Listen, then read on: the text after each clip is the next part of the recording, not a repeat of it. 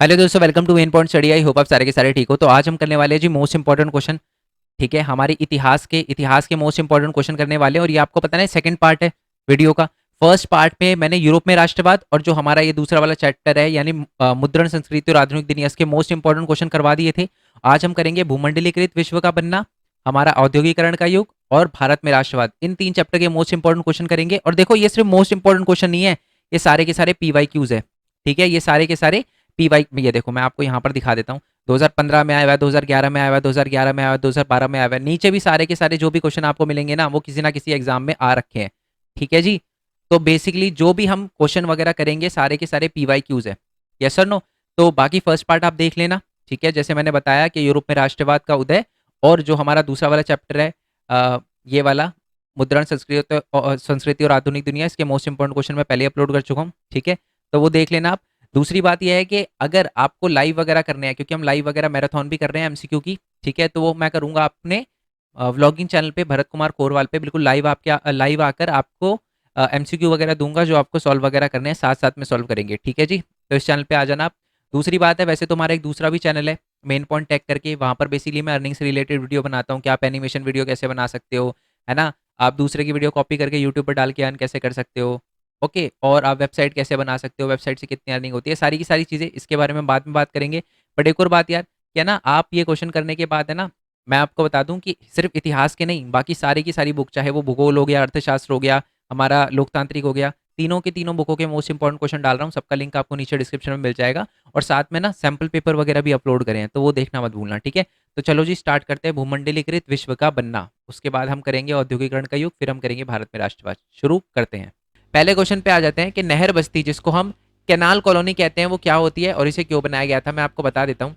Basically जो अंग्रेज है, अंग्रेजों ने नहर वगैरह बनाई थी, तो वो जो नई नई नहरें बनाई थी अंग्रेजों ने, और उसका पानी जहाँ पर जाता था, ठीक है, उस एरिया को हम नहर कॉलोनी या जिसको केलान कॉलोनी कहते थे। बेसिकली ये पश्चिमी पंजाब के अंदर बनाई गई थी। ठीक है, और अलग अलग पंजाब के जो एरिया थे, वहां से लोग पश्चिमी पंजाब के अंदर आने लगे। इसको बनाने का मुख्य उद्देश्य पता है क्या था? बेसिकली ये जो पश्चिमी पंजाब का एरिया है, वो थोड़ा सा अर्ध रेगिस्तान वाला इलाका होता था, तो यहाँ की भूमि को उपजाऊ बनाना और यहाँ पर गेहूं और बाकी जो कॉटन वगैरह होता है, कपास वगैरह होता है, उसकी खेती करना इसका मुख्य उद्देश्य था। इसी के लिए ये बनाया गया था। ठीक है जी, आंसर दिखा दूं? ये रहा जी आंसर, रीड कर लेना। वही बात लिखी हुई है, नई नई नहरों से सिंचित जो इलाके थे, कॉलोनी थी, उसको नहर कॉलोनी कहा जाता है। पश्चिमी पंजाब के क्षेत्र में ये पेश किया गया था। अर्ध रेगिस्तान का इलाका था, बंजर भूमि थी, उसको उपजाऊ कृषि में बदलने के लिए किया गया था, ताकि यहाँ पर गेहूं और कपास उगाया जा सके। नेक्स्ट वाले क्वेश्चन पे आते हैं। कॉन लॉ को खत्म करने के प्रभावों का वर्णन कीजिए। यहाँ बताइए कॉन लॉ होता है क्या। मैं आपको सिंपल बताता हूँ। देखो, बात क्या थी कि ब्रिटिश के अंदर है ना, जनसंख्या बहुत तेजी से बढ़ रही थी। ठीक है, हमारे ब्रिटेन के अंदर जनसंख्या बहुत तेजी से बढ़ रही थी। तो ना अब फूड जो लोगों को खाना चाहिए था, तो फूड है ना, पहले क्या किया जा रहा था, दूसरे देश से मंगाने की कोशिश करी जा रही थी। ठीक है, बट ब्रिटेन के जो किसान थे ना, बड़े बड़े किसान थे, उन्होंने मना कर दिया। उन्होंने सरकार को बोला कि है ना, आप एक कानून बना दो जिसका नाम होगा कॉन लॉ। ठीक है, उस कानून के तहत बाहर से कुछ भी नहीं आ पाएगा। अब इससे क्या फायदा हो रहा था? इससे बाहर से जब कुछ नहीं आएगा, तो जो ब्रिटेन के किसान हैं वो अपनी चीज़ें जो हैं वो महंगे दामों पर बेच पाएंगे, है ना। तो ये फायदा हो रहा था, यानी कॉर्न लॉ से फायदा हो रहा था बड़े बड़े किसानों का। ठीक है, बट सरकार ने फिर कॉर्न लॉ को हटा दिया, क्योंकि बहुत सारे जो गरीब लोग हैं, जो बाकी लोग हैं, उन्होंने बोलना शुरू कर दिया कि बाहर से चीज़ें आने दो, क्योंकि हमें बहुत चीज़ें जो है महंगी मिल रही है। ठीक है, और साथ ही में जो किसान वो जो फूड भी है ना, पूरा नहीं पड़ पाता, तो इसलिए बाहर के देश से जब फूड वगैरह आएगा, ठीक है, तो लोगों की डिमांड वगैरह पूरी हो पाएगी, इसलिए कॉर्न लॉ को हटा दिया गया। ठीक है, चलो, तो उसके क्या परिणाम निकले? बहुत सारे लोगों की जॉब वगैरह गई, है ना। ये सारा पढ़ते हैं, आ जाते हैं जी आंसर पे। तो यही बात लिखी हुई है कि 18वीं सदी में जनसंख्या है ना बहुत तेजी से बढ़ रही थी, उसके लिए भोजन वगैरह चाहिए था। ठीक है, तय ये किया गया था कि बाहर से मंगाया जाएगा, बट जो हमारे भूस्वामी थे बड़े बड़े, उन्होंने मना कर दिया कि बाहर से आयात नहीं होना चाहिए, और इसी के लिए भूस्वामियों की सहायता करने के लिए सरकार ने कॉर्न लॉ बना दिया। ठीक है, बट जब कॉर्न लॉ को हटाया, बट कॉर्न लॉ को फिर बाद में जब जो गरीब लोग हैं, उन्होंने बोला कि कॉर्न लॉ को हटा दो, है ना, क्योंकि हमें बहुत दिक्कतें हो रही है, तो कॉर्न लॉ को हटा दिया गया, और बाहर से भी खाने की चीज़ें जो है वो हमारे कहाँ पर, ब्रिटेन के अंदर आने लगी। अब इससे नुकसान क्या हुआ? इससे नुकसान सबसे ज़्यादा पहले तो ये हुआ कि बाहर से जो भी चीज़ें आ रही थी ना, वो थोड़ी सस्ती होती थी। ठीक है, जिसका जो है वो कंपटीशन फेस नहीं कर पा रहे थे हमारे बड़े बड़े उद्योगपति, तो उन्होंने क्या किया, अपना फार्म बंद कर दिया। ठीक है, और उनकी चीज़ें कोई खरीदता नहीं था, बाहर की चीज़ें ही खरीदते थे, वो सस्ती होती थी, तो उन्होंने अपने खेती वगैरह बंद कर दी। जिसकी वजह से क्या हुआ कि बड़े बड़े भूस्वामी के खेत बंद हो गए, लोग बेरोजगार हुए, जो लोग हैं गांव से उजड़ कर अब वह तो यहाँ तो शहर में गए थे या दूसरे देश में चले गए थे, ठीक है, क्योंकि उनको पता था यार कि अब हमारे पास गांव के अंदर कुछ है नहीं, खेती वेती हो नहीं रही, क्योंकि कौन लो हटा दिया है। पहले तो हमारी फसल खरीद लेते थे लोग, है ना, क्योंकि उनके पास और कोई चारा नहीं हो रहा था, बाहर से कुछ आ नहीं रहा था। पर जब कौन लो को हटाया गया तो लोग समझ गए, बड़े बड़े भूस्वामी ने तो अपने खेती बंद कर दिया, क्योंकि उनको प्रॉफिट हो नहीं रहा था। इसकी वजह से हजारों लोग बेरोजगार हुए, बहुत सारे लोग गांव छोड़कर शहर में चले गए और बहुत सारे लोगों ने तो दूसरे देश में ही जाना शुरू कर दिया था। नेक्स्ट वाले क्वेश्चन की बात करते हैं, G7। ये क्वेश्चन बहुत ही ज्यादा इंपॉर्टेंट है, आपसे जरूर पूछा जाएगा। G77 क्या है? G7 मैंने बोल दिया, G77 है ना, पहले तो मैं बता देता हूँ कि नियो नई अंतर्राष्ट्रीय आर्थिक व्यवस्था की मांग करने वाले जो विकासशील देश है ना, उनका गठबंधन है। यानी इसमें टोटल 77 देश आते हैं, ठीक है। और ये 77 देश कौन है? जो बेसिकली विकासशील देश है, और ये ना नई अंतर्राष्ट्रीय आर्थिक व्यवस्था की मांग कर रहे हैं, ठीक है। बेसिकली क्या चाहते हैं? ये चाहते हैं कि जो इन देशों के अनेक राष्ट्रीय संसाधन है, कच्चे माल है, निर्मित वस्तु और अनेक बाजारों पर वास्तविक नियंत्रण प्रदान करेगा। बेसिकली G77 क्यों बनाया गया है? क्योंकि बात क्या हुई थी, जब हमारे सेकंड वर्ल्ड वॉर के बाद बहुत सारे देश जो थे ना वो आज़ाद हुए थे, अफ्रीका के, एशिया के भी बहुत सारे देश आज़ाद हुए थे, जिसमें से भारत भी एक है, ठीक है। बट आज़ादी के बाद भी भारत तो नहीं, बट भारत के अलावा जो और सारे देश थे, जैसे कि अफ्रीका के बहुत सारे देश हो गए, उन पे ना फिर भी कंट्रोल जो था वो अंग्रेजों का ही था। तो उनके कंट्रोल को खत्म करने के लिए न्यू इंटरनेशनल इकोनॉमिक ऑर्डर जो है वो बनाया गया, ताकि जो गरीबी है, जो बेसिकली औपनिवेशिक काल में जो जब गुलाम थे वो, तो उसमें जो गरीबी है उसको खत्म किया जा सके, ठीक है। और जो संसाधनों की कमी हो रही है, क्योंकि संसाधन जो है वो अंग्रेज लेकर जा रहे हैं आज़ादी के बाद भी, तो संसाधनों का कंट्रोल जो है अफ्रीका के लोगों और एशिया के लोगों को मिल पाए, इसी के लिए ये G77 बनाया गया है, ठीक है जी। ओके, अब ये लिखा हुआ है, इनकी 4 डिमांड है। क्या डिमांड थी? पहले तो गरीबी दूर करने के लिए जो नव स्वतंत्र देश है, तो उनके जो भी पहला पॉइंट यही है, यहाँ वाला पहला पॉइंट है कि युद्ध के बाद है ना, जो पुनर्गठन के लिए वित्त पोषण के लिए स्थापित अंतर्राष्ट्रीय मुद्रा कोष और IMF, इन दोनों ने मिलकर है ना औद्योगिक देशों की मदद की, यानी जो विकासशील देश है उनकी मदद की, और उनकी गरीबी खत्म करने के लिए मतलब जो औद्योगिक देश है, बेसिकली बता रखा है कि जब सेकंड वर्ल्ड वॉर खत्म हो गया था ना, तो IMF और वर्ल्ड बैंक ने मदद है ना सिर्फ अमीर देशों की करी, औद्योगिक देशों की करी, और गरीब देशों के लिए कुछ नहीं करा। तो गरीब देशों ने G77 बना लिया, और उनकी कुछ मांगे थी। पहली मांग तो ये थी उनकी कि जो बड़े बड़े इंटरनेशनल ऑर्गेनाइजेशन है ना, जैसे IMF, वर्ल्ड बैंक, उनमें उनको एक मार्गदर्शन दिया जाए, ठीक है, उनका भी प्रभुत्व हो और उनकी भी बातचीत करी जाए, वहां पर उनको भी बोलने का मौका दिया जाए। नेक्स्ट है, औपनिवेशिक शक्ति ने अभी भी नव स्वतंत्र राष्ट्रों को महत्वपूर्ण संसाधन पर नियंत्रण है। तो G77 ये भी बोलता था कि देखो हम आज़ाद तो हो गए, बट अभी भी हमारे संसाधनों पे कंट्रोल अंग्रेजों का ही है, तो उसको खत्म किया जाए, ये बात बोली। और नेक्स्ट है कि नव जो स्वतंत्र देश है ने महसूस किया कि उन्हें पश्चिमी अर्थव्यवस्था और अंतर्राष्ट्रीय वित्तीय संस्थाओं के विकास से उतना लाभ नहीं हो रहा जितना कि मिलना चाहिए। मतलब इन्होंने औपनिवेशिक जो देश है, G77 वाले देश है, उन्होंने बोलना शुरू कर दिया कि जी हमें है ना IMF और वर्ल्ड बैंक से इतना ज़्यादा फायदा नहीं हो रहा, क्योंकि हम लोन मांगते हैं वो देते नहीं है, अमेरिका वगैरह जैसी पावरफुल कंट्री को दे देते, हमको नहीं देते। तो इसलिए उन्होंने G77 बनाया, ताकि उनकी ये मांग जो है वो पूरी हो सके, ठीक है जी, क्लियर हो गया। मतलब G77 है ना बहुत सारे देशों का, विकासशील देशों का संगठन है, ठीक है। और बेसिकली इनकी कुछ डिमांडें हैं जिनको पूरा करवाने के लिए उन्होंने G77 बनाया है, और सारे के सारे जो विकासशील देश है वो साथ आए हैं, ठीक है जी। इसमें ज्यादातर अफ्रीका और एशिया के देश है, ठीक है। चलो नेक्स्ट क्वेश्चन में, कि आर्थिक महामंदी के मुख्य कारण क्या थे, और 1929 की महामंदी ने भारत के किसानों और मध्य वर्ग को कैसे प्रभावित किया, ठीक है जी, क्लियर हो गया। क्वेश्चन बड़ा सिंपल है ना, एग्जाम में क्वेश्चन घुमा के भी आ सकता है कि आर्थिक मंदी के दौरान जो, चलो पहले इस पे आ जाते हैं क्योंकि ये क्वेश्चन अलग है। बेसिकली ये बता रखा है कि आर्थिक मंदी जब हुई थी ना, तो अमेरिका ने ना बहुत सारे देशों को लोन दे रखा था, वो लोन उन्होंने वापस ले लिया, क्योंकि ऑब्वियसली बात है अमेरिका में भी आर्थिक मंदी थी। तो जब अमेरिका ने अपने लोन वापस ले ला, तो बाकी देशों की और ज्यादा हालत खराब हो गई। तो कैसे हालत खराब हुई उसके बारे में ये क्वेश्चन है, ठीक है। सबसे पहले तो देख लेते हैं आर्थिक मंदी के क्या कारण थे। पहला मंदी का कारण था कृषि अति उत्पादन। इसका मतलब क्या है कि कृषि का उत्पादन जो है था ना वो बहुत ही ज्यादा बढ़ गया था। कृषि का उत्पादन बढ़ने से क्या हुआ, अब देखो मैं आपको बताता हूँ कैसे, देखो ध्यान से सुना। सबसे पहले कृषि का ना बहुत ज्यादा उत्पादन कर लिया लोगों ने। अब जब कृषि का बहुत ज्यादा उत्पादन हो गया, तो आपको पता ही है जब किसी चीजों का बहुत ज्यादा उत्पादन हो जाता है, चीजें बहुत ज्यादा आ जाती है, तो उसकी वजह से क्या होता है, कीमतें गिर जाती है ना। कोई चीज जब ज्यादा होती है तो उसकी प्राइस गिर जाती है, तो प्राइस गिर गई, जिसकी वजह से जो कृषि की आय गिरावट हो गई। जो किसान है, किसान 100 रुपए में किसान ने अपने मतलब खेत में 100 रुपए लगाकर कुछ फसल उगाई, पर उसको अब उस फसल के लिए 80 रुपए मिल रहे हैं सिर्फ। मतलब 100 रुपए तो उसने लगाए हैं, उसको प्रॉफिट भी मिलना चाहिए था, बट अब उसकी फसल 80 रुपए में बिक रही है। ठीक है।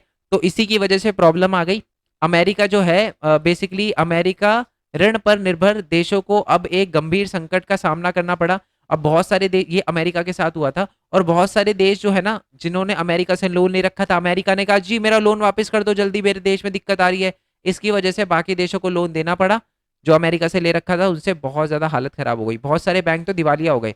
अमेरिका ने अलग अलग देशों के बैंकों को लोन दिया था कि अपने देश में बैंक लोन वगैरह दो लोगों को, और उनकी अर्थव्यवस्था थोड़ी सही करो, उनको दिक्कतें नहीं आनी चाहिए, जॉब क्रिएट करो।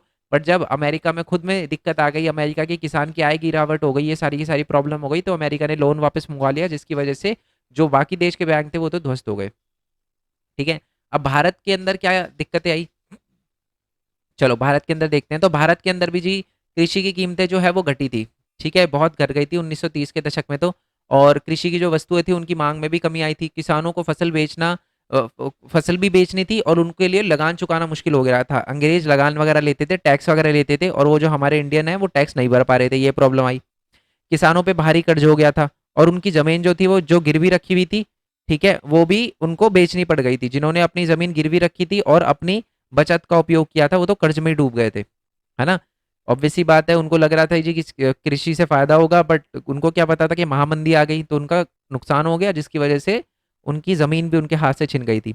वह अवसाद हालांकि अच्छा, शहरी क्षेत्रों में इसका कुछ ज्यादा प्रभाव पड़ा नहीं, मध्य वर्ग को ज्यादा प्रभाव नहीं पड़ा। क्यों? क्योंकि उनकी आय तो निश्चित थी। अब एक ऑफिस में जाने वाले को क्या फर्क पड़ रहा है कि जी खेत में कितना प्रोडक्शन हो रहा है, नहीं हो रहा, फसल खराब हो रही है नहीं, उसे कोई फर्क नहीं पड़ रहा, है ना। तो बेसिकली जो शहरों में रहने वाले लोग हैं उनको इतनी प्रॉब्लम नहीं हुई, क्योंकि उनको वो वेतन भोगी थे, उनको सैलरी मिलती थी। बिजनेसमैन एक मतलब फैक्ट्री या कोई भी बेसिकली उनका बिजनेस चल रहा था, बिजनेस से उनको पैसा आता था। तो जो मध्यवर्गीय लोग थे, मिडिल क्लास थे, उनको इतनी ज्यादा प्रॉब्लम नहीं हुई, बल्कि उनके लिए तो फायदा था। क्योंकि अब जो खाने की चीज उनको पहले 100 रुपए में मिलती थी, अब वो 80 रुपए में मिलने लगी, तो उनको तो फायदा हुआ, सामान सस्ते दामों पर मिल रहा था उनको। ठीक है, चलो। तो मतलब ग्रेट डिप्रेशन का सबसे ज्यादा फायदा जो हुआ वो बेसिकली मिडिल क्लास का हुआ, नुकसान जो है वो हमारे किसानों का हुआ। ठीक है जी, चलो। और इसी कारण के मुख्य जो अब हुआ क्या, बहुत बड़े बड़े बैंक जो है वो ध्वस्त हो गए थे, जो हमने देखा। लैटिन अमेरिका में कृषि उत्पादन और कच्चे माल की कीमतों में गिरावट आ गई थी, ये तो इंडिया में भी हुआ था। बेरोजगारी बहुत चरम पे हो गई थी, क्योंकि ऑब्वियस सी बात है, जब इतने सारे लोगों की किसान जो है, जब उनकी फसल जो है बहुत कम दामों पर बिकेगी, तो अपने एम्प्लॉय को, जो मान लो बड़े बड़े खेतों पे काम करवा रहे थे, वो निकाल देंगे कि भाई हमारे पास पैसे नहीं है तुम्हें देने के लिए, है ना। नेक्स्ट वाले क्वेश्चन पे आ जाते हैं। प्रथम विश्व युद्ध का ब्रिटेन की अर्थव्यवस्था पर क्या प्रभाव पड़ा? ठीक है, देखो, याद होगा ऐसा ही क्वेश्चन हमने, जो नेक्स्ट वाला चैप्टर है हमारा औद्योगिकरण का युग, उसके मोस्ट इंपॉर्टेंट क्वेश्चन में ऐसा ही क्वेश्चन था, बट वो अलग था। उसमें ये पूछा गया था प्रथम विश्व युद्ध के बाद ब्रिटेन के व्यापार की क्या हालत थी। यहाँ पर ब्रिटेन की अर्थव्यवस्था के बारे में पूछा है, तो उसकी अर्थव्यवस्था भी बहुत ज्यादा खराब थी। ब्रिटेन की क्या थी? सबसे पहले तो ब्रिटेन का धन जो है वो 15 से 25% का धन जो था वो युद्ध में ही खर्च हो गया, लड़ाई में दप्पड़ हुई थी जो। ठीक है, पता नहीं अब बच्चों को दप्पड़ दूंगा मतलब समझ आएगा नहीं आएगा। ठीक है, दिल्ली वालों को तो समझ आ जाएगा, बाकी का कुछ नहीं। मतलब लड़ाई हो गई, लड़ाई के अंदर जो लड़ाई हुई थी ना, उसमें 15 से लेकर 25% का खर्च हो गया था उनका पैसा। ठीक है, इसने संयुक्त राष्ट्र अमेरिका से भारी उधार लिया था, और युद्ध के बाद वो कर्ज भी चुकाना पड़ा था ब्रिटेन को, यहाँ पर भी दिक्कत आ गई थी, है ना। तीसरा है कि ब्रिटिश उद्योग निर्यात के लिए माल का उत्पादन नहीं कर पा रहा था। पहले ना ब्रिटेन जो था वो भारत के अंदर बहुत सारी चीजें बेचता था, जिससे उसको फायदा होता था, पर लड़ाई हो रही थी तो उसने वो भी नहीं भेज पाया। ठीक है, तो वहां से भी पैसा नहीं आ पाया। और औद्योगिकरण के बाद सबसे बुरी हालत तो ये हुई कि, सॉरी औद्योगिकरण कह रहा हूँ, वर्ल्ड वॉर में सबसे बुरी हालत तो ब्रिटेन की ये हुई कि फर्स्ट वर्ल्ड वॉर से पहले ना ब्रिटेन बहुत मतलब पैसा कमा रहा था। कैसे? वो अलग अलग देशों के अंदर अपनी चीज़ें बेचता था। ठीक है, बट अब क्या हो रहा था कि लड़ाई की वजह से अमेरिका, जो ब्रिटेन है, वो दूसरे देशों में अपनी चीज़ें नहीं भेज पा रहा था, जिसकी वजह से जो संयुक्त राष्ट्र अमेरिका है या जर्मनी है या जापान है, उन्होंने क्या किया, ब्रिटेन जहां जहां बेचता था ना वहां पर अपनी चीज़ें बेचना शुरू कर दी, और उन्होंने कहीं ना कहीं आधुनिकीकरण भी किया। जिसके बाद जब फर्स्ट वर्ल्ड वॉर खत्म हो गया तो ब्रिटेन उनकी मार्केट को दोबारा से कभी कैप्चर नहीं कर पाया, इसलिए ब्रिटेन का नुकसान हुआ। ठीक है जी, समझ आ गया, मतलब ग्राहक चले गए ब्रिटेन के। ओके, नेक्स्ट वाले क्वेश्चन पे आते हैं। नेक्स्ट वाला क्वेश्चन है जी रिंडर पेस्ट। रिंडर पेस्ट के बारे में और स्मॉल पॉक्स के बारे में आपको पता होना चाहिए। रिंडर पेस्ट क्या था मैं आपको बताता हूँ। देखो, सबसे पहले जब यूरोप के लोग जो थे अफ्रीका के अंदर, अफ्रीका में आपको बता दूं, अफ्रीका में बहुत महंगी बातचीत थी। वहां पर क्या था कि बहुत सारे संसाधन वगैरह थे वहां पर, जो है वो आप कह सकते हो कि खनिज संसाधन बहुत ज्यादा थे, है ना। तो अब यूरोप वाले लोग है ना आए थे अफ्रीका के अंदर खनिज वगैरह निकालने के लिए। अब उन्होंने वो खदान वगैरह लगा दी। अब खदान में उनको चाहिए थे लोग काम करने के लिए, बट एक दिक्कत आ गई, अफ्रीका में कोई काम करने के लिए रेडी नहीं। अब आप बोलोगे सर काम करने के लिए क्यों रेडी नहीं, उनको पैसे नहीं चाहिए थे? नहीं चाहिए थे उनको पैसे। अफ्रीका में वहाँ के लोगों के पास इतने सारे पशु थे कि वो पशु से ही अपनी ज़िंदगी वगैरह कर लेते थे। अगर उन्हें कभी कोई चीज़ चाहिए होती थी तो अपने जानवरों की खाल वगैरह बेच देते थे, या वो मीट वगैरह बेच देते थे, उनसे उनको कोई और चीज़ मिल जाती थी। मतलब वो वस्तु विनिमय वगैरह करके अपना काम चला लेते थे। और वो पैसे वगैरह से, बहुत ही कम ऐसी चीज़ें थी अफ्रीका के अंदर उस टाइम जो आप पैसे से खरीद सकते थे। तो इसलिए जो अफ्रीका के लोगों ने खदान में काम करना बंद कर दिया, मतलब कभी काम करा ही नहीं उन्होंने, ठीक है। फिर ये यूरोप वालों ने सोचा यार कुछ ना कुछ तो करना पड़ेगा। अब ऐसे थोड़ा ना कि डेली डेली हम यूरोप से बंदों को लाएंगे काम करवाएंगे, तो एक तरीका ढूंढते हैं। यूरोप के लोगों ने क्या किया, टैक्स लगा दिया। यूरोप की सरकार ने जो था टैक्स लगा दिया और बोला कि टैक्स तो आपको पेमेंट ही करनी पड़ेगी कैश में, बात ऐसी है। अब उसके बाद थोड़े बहुत जो हैं लोगों को मजबूरन काम करना पड़ा, ठीक है। और भी बहुत सारे कानून बना दिए। कानून ये बना दिए कि एक बड़ा जो एक फैमिली है, ठीक है, फैमिली में 3 लड़के हैं, तो 3 लड़के में से जो सबसे बड़ा लड़का उन्हीं को सब सारी प्रॉपर्टी दी जाएगी, बाकी लड़कों को कुछ नहीं दिया जाएगा। तो उनको भी मजबूरन काम करना पड़ा। बट सबसे ज़्यादा बड़ी प्रॉब्लम तो अब आने वाली थी, जिसकी वजह से बहुत सारे लोगों को काम करना ही पड़ा फैक्ट्री माइंस में। पता है क्या वो दिक्कत थी? एक बीमारी जिसका नाम था रेंडर पेस्ट। रेंडर पेस्ट एक बीमारी थी जो कि जानवरों को होती थी, ठीक है।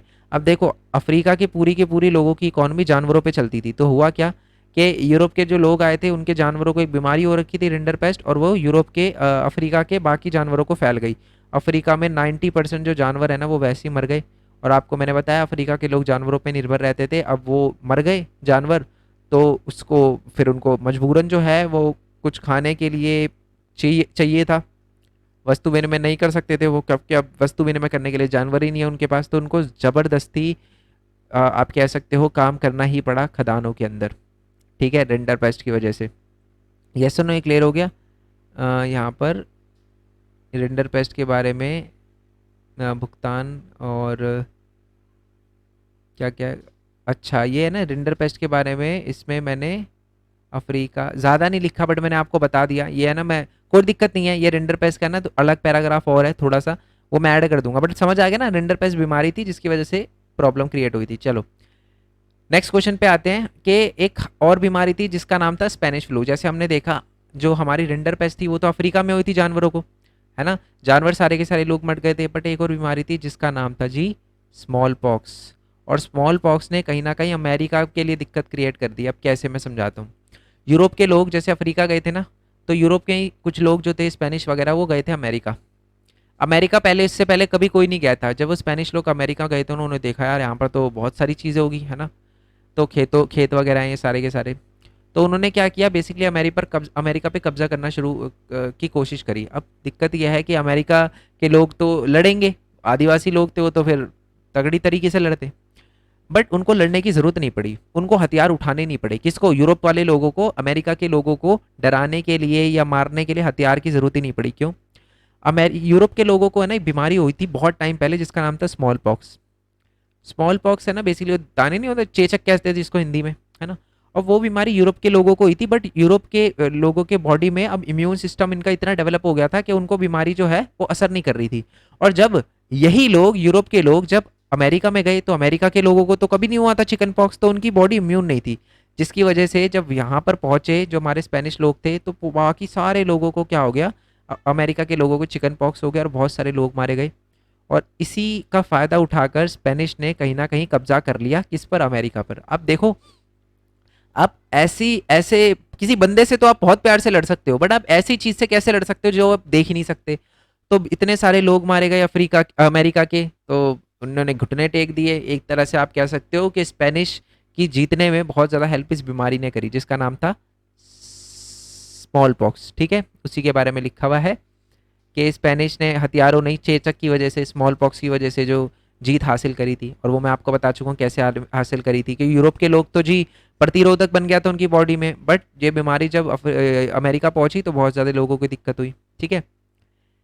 नेक्स्ट क्वेश्चन की बात करते हैं। नेक्स्ट क्वेश्चन सिर्फ 10 क्वेश्चन है। नेक्स्ट क्वेश्चन की बात करते हैं, क्वेश्चन नंबर 8। प्रौद्योगिकी से हुए बदलाव किस प्रकार 19वीं शताब्दी को बदलने में अहम भूमिका निभाई, ठीक है। और चीज़ों को एक जगह से दूसरी जगह ले जाने के लिए भी प्रौद्योगिकी ने क्या योगदान दिया उसके बारे में हम पढ़ने वाले हैं, ठीक है। आ जाती है जी क्वेश्चन नंबर 19 पे, ठीक है। तो अब 19वीं शताब्दी में बहुत सारे आविष्कार वगैरह हुए। क्या क्या आविष्कार हुए? पहले तो वो टेलीग्राफी का, रेलवे का, ठीक है, स्टीमशिप का, रेफ्रिजरेटर का, इन सब का वो हुआ, आविष्कार हुआ, जिनकी वजह से लोगों की लाइफ जो थी वो आसान हो गई। जो तकनीकी प्रगति में भी औद्योगिकरण की प्रक्रिया में प्रेरित, क्योंकि ऑब्वियस सी बात है, जब मशीनें वगैरह का है ना उपयोग हो रहा था, मशीनें वगैरह का आविष्कार हो रहा था, तो औद्योगिकरण भी बढ़ा। तो एक तरह से औद्योगिकरण बढ़ाने में भी कहीं ना कहीं हमारी तकनीक का बहुत बड़ा योगदान था। उसके बाद एक कालोनाइजरो कालोनाइजरो के एक नए आविष्कार, ये नाम है कालोनाइजरो के एक नए आविष्कार, नए निवेश शुरू हुए। कालोनाइजरो ने एक सेकेंड, कालोनाइजरो ने नए निवेश शुरू किए जिसने परिवहन में सुधार किया। ये पर्सन का नाम है। तो उन्होंने क्या किए, बेसिकली नए निवेश करना शुरू किए, जिसकी वजह से आप कह सकते हो कि परिवहन में भी सुधार हुआ। ठीक है जी, यस सर नो। और क्या हुआ? रेलवे वगैरह, मतलब वही बता रखा है, रेलवे वगैरह में हल्के वेगन, तेज गति से चलने वाली रेलवे, ये सारी की सारी 19वीं शताब्दी में आई। तो अभी तक क्या देखा? सबसे पहले तो ये रेलवे वगैरह ने लोगों की लाइफ को आसान कर दिया, ठीक है, उसकी वजह से औद्योगिकरण तेजी से हुआ, चीज़ों का एक जगह से दूसरी जगह जाना जो है वो बहुत तेजी से हुआ। और सबसे लास्ट मोस्ट इंपॉर्टेंट चीज़, एक रेफ्रिजरेटर का आविष्कार हुआ था। कहाँ लिखा है रेफ्रिजरेटर? चलो मैं बता देता हूँ। रेफ्रिजरेटर यहाँ नहीं लिखा हुआ, कोई दिक्कत नहीं। मांस के व्यापार की प्रगति के लिए अच्छे उदाहरण के रूप में उल्लेखनीय किया जा सकता है। जानवर एक जगह से दूसरी जगह भेजे जाते थे, बट बीमारी वगैरह नीचे है इसका, ठीक है, रेफ्रिजरेटर यहाँ पर लिखा है, ठीक है। तो प्रति शीत यानी रेफ्रिजरेटर शिप जो होते थे ना, उनका विकास हुआ। इसमें क्या होता था, पहले क्या होता था कि जैसे मीट वगैरह है, यूरोप से आप अमेरिका से यूरोप ले जा रहे हो, ठीक है, तो अब जिंदा जानवर को लेकर जाते थे। अब जिंदा जानवर को कोई बीमारी लग सकती थी, कोई इन्फेक्शन फैल सकता था, है ना, और बहुत ज़्यादा स्पेस लेते थे, और जाते जाते उनका वेट भी कम हो जाता था। तो इसका उपाय पता है कैसे ढूंढा गया? इसका उपाय ऐसे ढूंढा गया कि उनको अब काट के रेफ्रिजरेटर में ऐसे रख दिया गया। उनका वेट भी कम नहीं होगा, बीमारी भी नहीं है, और सारी सुविधाएं वगैरह हैं, सही रहेगा एकदम उनका जो मीट है। तो रेफ्रिजरेटर के आने से भी कहीं ना कहीं ये भी फूड भी जो है, खाद्य चीज़ों को, खाने की चीज़ों को भी बहुत ज़्यादा फायदा वगैरह हुआ। ठीक है, चलो नेक्स्ट वाला क्वेश्चन है, क्वेश्चन नंबर 9। वैश्वीकरण क्या है और अंतर्राष्ट्रीय आर्थिक विनियम के भीतर 3 प्रकार के आंदोलन या प्रवाह की व्याख्या की गई है। 3 प्रकार के प्रवाह होते हैं। कौन से प्रवाह? एक तो होते हैं जी व्यापार का प्रवाह, एक होता है श्रम का प्रवाह, और एक होता है पूंजी का प्रवाह। बड़ा सिंपल है। जब चीजों का एक देश से दूसरी देश का जाना व्यापार का प्रवाह होता है। ठीक है जी, देखो जो 19वीं शताब्दी में मुख्य रूप से वस्तुएं जैसे कपड़ा, गेहूं आदि का व्यापार सीमित था और एक जगह से वो दूसरी जगह जाती थी, तो ये पहले टाइप का प्रवाह है। प्रवाह का मतलब होता है फ्लो, जिसको बोलते हैं, ठीक है, यानी एक जगह से दूसरी जगह जाना। तो क्वेश्चन ये है कि एक जगह से दूसरी जगह कौन कौन सी चीजें जाती थी, ये क्वेश्चन पूछा है, समझ आ गया? तो पहले तो व्यापारिक चीजें जाती थी, कपड़ा और गेहूं जाता था। उसके बाद लोग भी जाने लग गए, है ना, ये दूसरे टाइप हो गया हमारा, दूसरे टाइप का प्रवाह। लोग भी जाने लगे, काम की तलाश में एक जगह से दूसरी जगह जाने लगे। और तीसरा है निवेश, पूंजी, पैसा। पैसा भी एक जगह से दूसरी जगह जाने लगा। बहुत सारे, जैसे आपको पता है, यूरोप से बहुत सारे लोगों ने इन्वेस्ट किया था अमेरिका के अंदर, अफ्रीका के अंदर इन्वेस्ट किया था ना, फैक्ट्री वगैरह, माइन वगैरह खोली थी। तो ये सारा का सारा है। ठीक है जी, चलो। और ये वही बात लिखी हुई है कि देखो, चीज़ों को एक जगह से दूसरी जगह भेजना आसान होता है, पूंजी को एक जगह से दूसरी जगह भेजना आसान होता है, बट जो श्रम होते हैं ना, लोग, वो एक जगह से दूसरी जगह इतनी आसानी से नहीं जा सकते। आप अगर अमेरिका के अंदर कोई चीज़ भेजना चाहो भेज सकते हो, बट आप खुद नहीं जा सकते, वीज़ा नहीं लगेगा आपका। समझ रहे होते, यही बात लिखी हुई है। नेक्स्ट वाले क्वेश्चन की बात करते हैं, जो कि है हमारा लास्ट वाला क्वेश्चन। वो लास्ट वाला क्वेश्चन सबसे इंपॉर्टेंट है कि ब्रेटन वुड सिस्टम क्या है। ठीक है, और ब्रेटन वुड सम्मेलन कहाँ, कब आयोजित हुआ था, और इसके मुख्य उद्देश्य बताओ। ठीक है, तो मैं आपको बता दूं, ब्रेटन वुड्स, सबसे पहले तो देख लो ब्रेटन वुड सिस्टम है क्या। ठीक है, एग्जाम में आ सकता है, बहुत ध्यान से सुनो। अंतर्राष्ट्रीय मुद्रिक प्रणाली राष्ट्रीय मुद्राओं और मौद्रिक प्रणाली को जोड़ने वाली प्रणाली है। ब्रेटन वुड्स प्रणाली में निश्चित विनिमय दरों पर आधारित होती है। मैं आपको सिंपल लैंग्वेज में बताऊं, देखो, आज $1 82 का है, कल $1 82.50 का हो सकता है। कल यानी एक दिन पहले $1 जो था वो 81.50 का। तो यानी ये बदल रहा है ना, ये हमेशा बदल रहा है ना, विनिमय की दरें बदल रही है ना, यस और no. But Bretton wood system में इन विनिमय की दरों को फिक्स कर दिया गया था कि जी एक ये लिखा ना $35, मतलब $35 को $35 पर ऑन्स के हिसाब से मूल्य तय कर दिया गया। मतलब $35 एक ऑन्स का आएगा। एक ऑन्स मतलब बेसिकली एक वेट का एक मेजर होता है, ठीक है। तो $1 में एक $35 में एक ऑन्स आएगा और ये फिक्स कर दिया गया, ना ज़्यादा होगा ना कम होगा। जब ऐसी चीज़ों को फिक्स कर दिया जाता है, दरों को, विनिमय की दरों को फिक्स कर दिया जाता है, तो उसे ही हम ब्रेटन वुड सिस्टम बोलते हैं। और पहले के टाइम में यही हुआ था। हिंदी में, इंग्लिश में बोलूँ तो फिक्स्ड एक्सचेंज रेट होता है। आज जो चलता है वो फ्लोटिंग चलता है। आज तो देखो डॉलर का प्राइस बढ़ता घटता रहता है, बदलता रहता है, बट पहले ऐसा नहीं था। पहले ब्रेटन वुड सिस्टम चलता था और चीज़ों का प्राइस जो था, मतलब चीज़ों का नहीं, करेंसी का प्राइस एकदम फिक्स रहता था, ठीक है। अब ब्रेटन वुड सम्मेलन कब हुआ था? 1944 में हुआ था। न्यू हैम्श हैम्पशायर में हुआ था। संयुक्त राष्ट्र अमेरिका में पड़ता है हैम्पशायर, ठीक है। उद्देश्य क्या था? यूरोप की आर्थिक स्थिरता को बनाए रखना, और स्थिरता को बनाए रखने के लिए ब्रेटन वुड्स लाया गया था। फिक्स्ड एक्सचेंज रेट और रोजगार वगैरह सुनिश्चित करना, पूंजी, माल, श्रम का प्रवाह जो है, बाहरी दुनिया के प्रभावों को नियंत्रण करना काम था ब्रेटन वुड्स सिस्टम का, ठीक है। और बाकी ये कुछ एडिशनल क्वेश्चन है, जैसे बहुत सारे लोग हैं ना यूरोप से अमेरिका क्यों भाग गए थे? पहला तो कि धर्म के नाम पे उनको मारा जा रहा था, भुखमरी फैल गई थी, जानलेवा बीमारियां फैल गई थी, और धर्म के नाम पे आक्रोश बढ़ रहा था, इसलिए बहुत सारे लोग यूरोप से अमेरिका भाग रहे थे। कम मजदूरी वाले देशों में उद्योग का स्थानांतरण विश्व व्यापार और पूंजी प्रवाह के प्रति अब का प्रेरित करता है। इसका मतलब देखो, जैसे आपको ना बहुत सारी जो फैक्ट्री है, बड़े बड़े कंपनियों की जो बहुत सारे हेडक्वार्टर है, वो आपको चाइना में मिलेंगे। क्यों? क्योंकि वहां पर कम मजदूरी वाले लोग हैं। उसी के बारे में थोड़ा एक्सप्लेन करना है ना। चलो, नेक्स्ट वाले क्वेश्चन है कि व्यापार और संस्कृति आदान प्रदान हमेशा साथ साथ चलते हैं। ये तो आपको पता ही है। जैसे बुद्धिस्ट रिलीजन है अपना, बुद्धिस्ट रिलीजन भारत से शुरू हुआ और नेपाल में गया, ओ सॉरी, चाइना में गया, कोरिया में गया, जापान में गया। तो ये क्या है कि व्यापार करने के लिए गए थे, बट संस्कृति भी फैल गई धीरे धीरे, है ना। यही बात लिखी हुई है। बाकी सिल्क रूट आपको पता है कि एक बहुत पुराना मार्ग है जो बेसिकली चाइना और यूरोप को एक दूसरे से जोड़ता था, और इससे ज्यादातर जो है रेशम रेशम सिल्क का आदान प्रदान हुआ करता था, बेचा और खरीदा जाता था। ठीक है जी, आई होप ये बात आपको क्लियर हो गई हो। चलो बिना टाइम वेस्ट कर हम शुरू कर देते हैं। तो पहला क्वेश्चन है हमारा कि इंग्लैंड में औद्योगिकरण के किन्हीं 5 कारणों की व्याख्या कीजिए। ठीक है, मतलब क्वेश्चन ये है कि इंग्लैंड के अंदर औद्योगिकरण हुआ था, है ना। तो क्यों हुआ था इंग्लैंड के अंदर औद्योगिकरण, उसके कारण बताने हैं। तो सबसे पहले तो बढ़ता हुआ अंतर्राष्ट्रीय व्यापार, बाजार। देखो धीरे धीरे अंतर्राष्ट्रीय व्यापार, अंतर्राष्ट्रीय बाजार बढ़ रहा था, और अंतर्राष्ट्रीय बाजार की जो मांग है उसको पूरा करने के लिए क्या हो रहा था, ज्यादा वो हो रहा था, क्या कहते हैं उसको, ज्यादा प्रोडक्शन हो रहा था, ज्यादा उत्पादन हो रहा था, और ज्यादा उत्पादन हो रहा था तो इसी से औद्योगिकरण हुआ हमारे इंग्लैंड के अंदर। यस और नो। दूसरा वह मांग की वृद्धि। जब लोगों ने ज्यादा मांग करना शुरू कर दिया तो उसी के साथ ज्यादा से ज्यादा चीजों का उत्पादन होना शुरू हुआ, और जब बहुत ज्यादा चीजों का उत्पादन होता है तो ऑब्वियस सी बात है औद्योगिकरण तो होगा ही होगा। वैसे नो। चलो, नेक्स्ट है जी हमारा proto industrialization. Proto industrialization system, जिसको हम आदि औद्योगिकरण भी कहते हैं। आदि औद्योगिकरण का मतलब क्या है?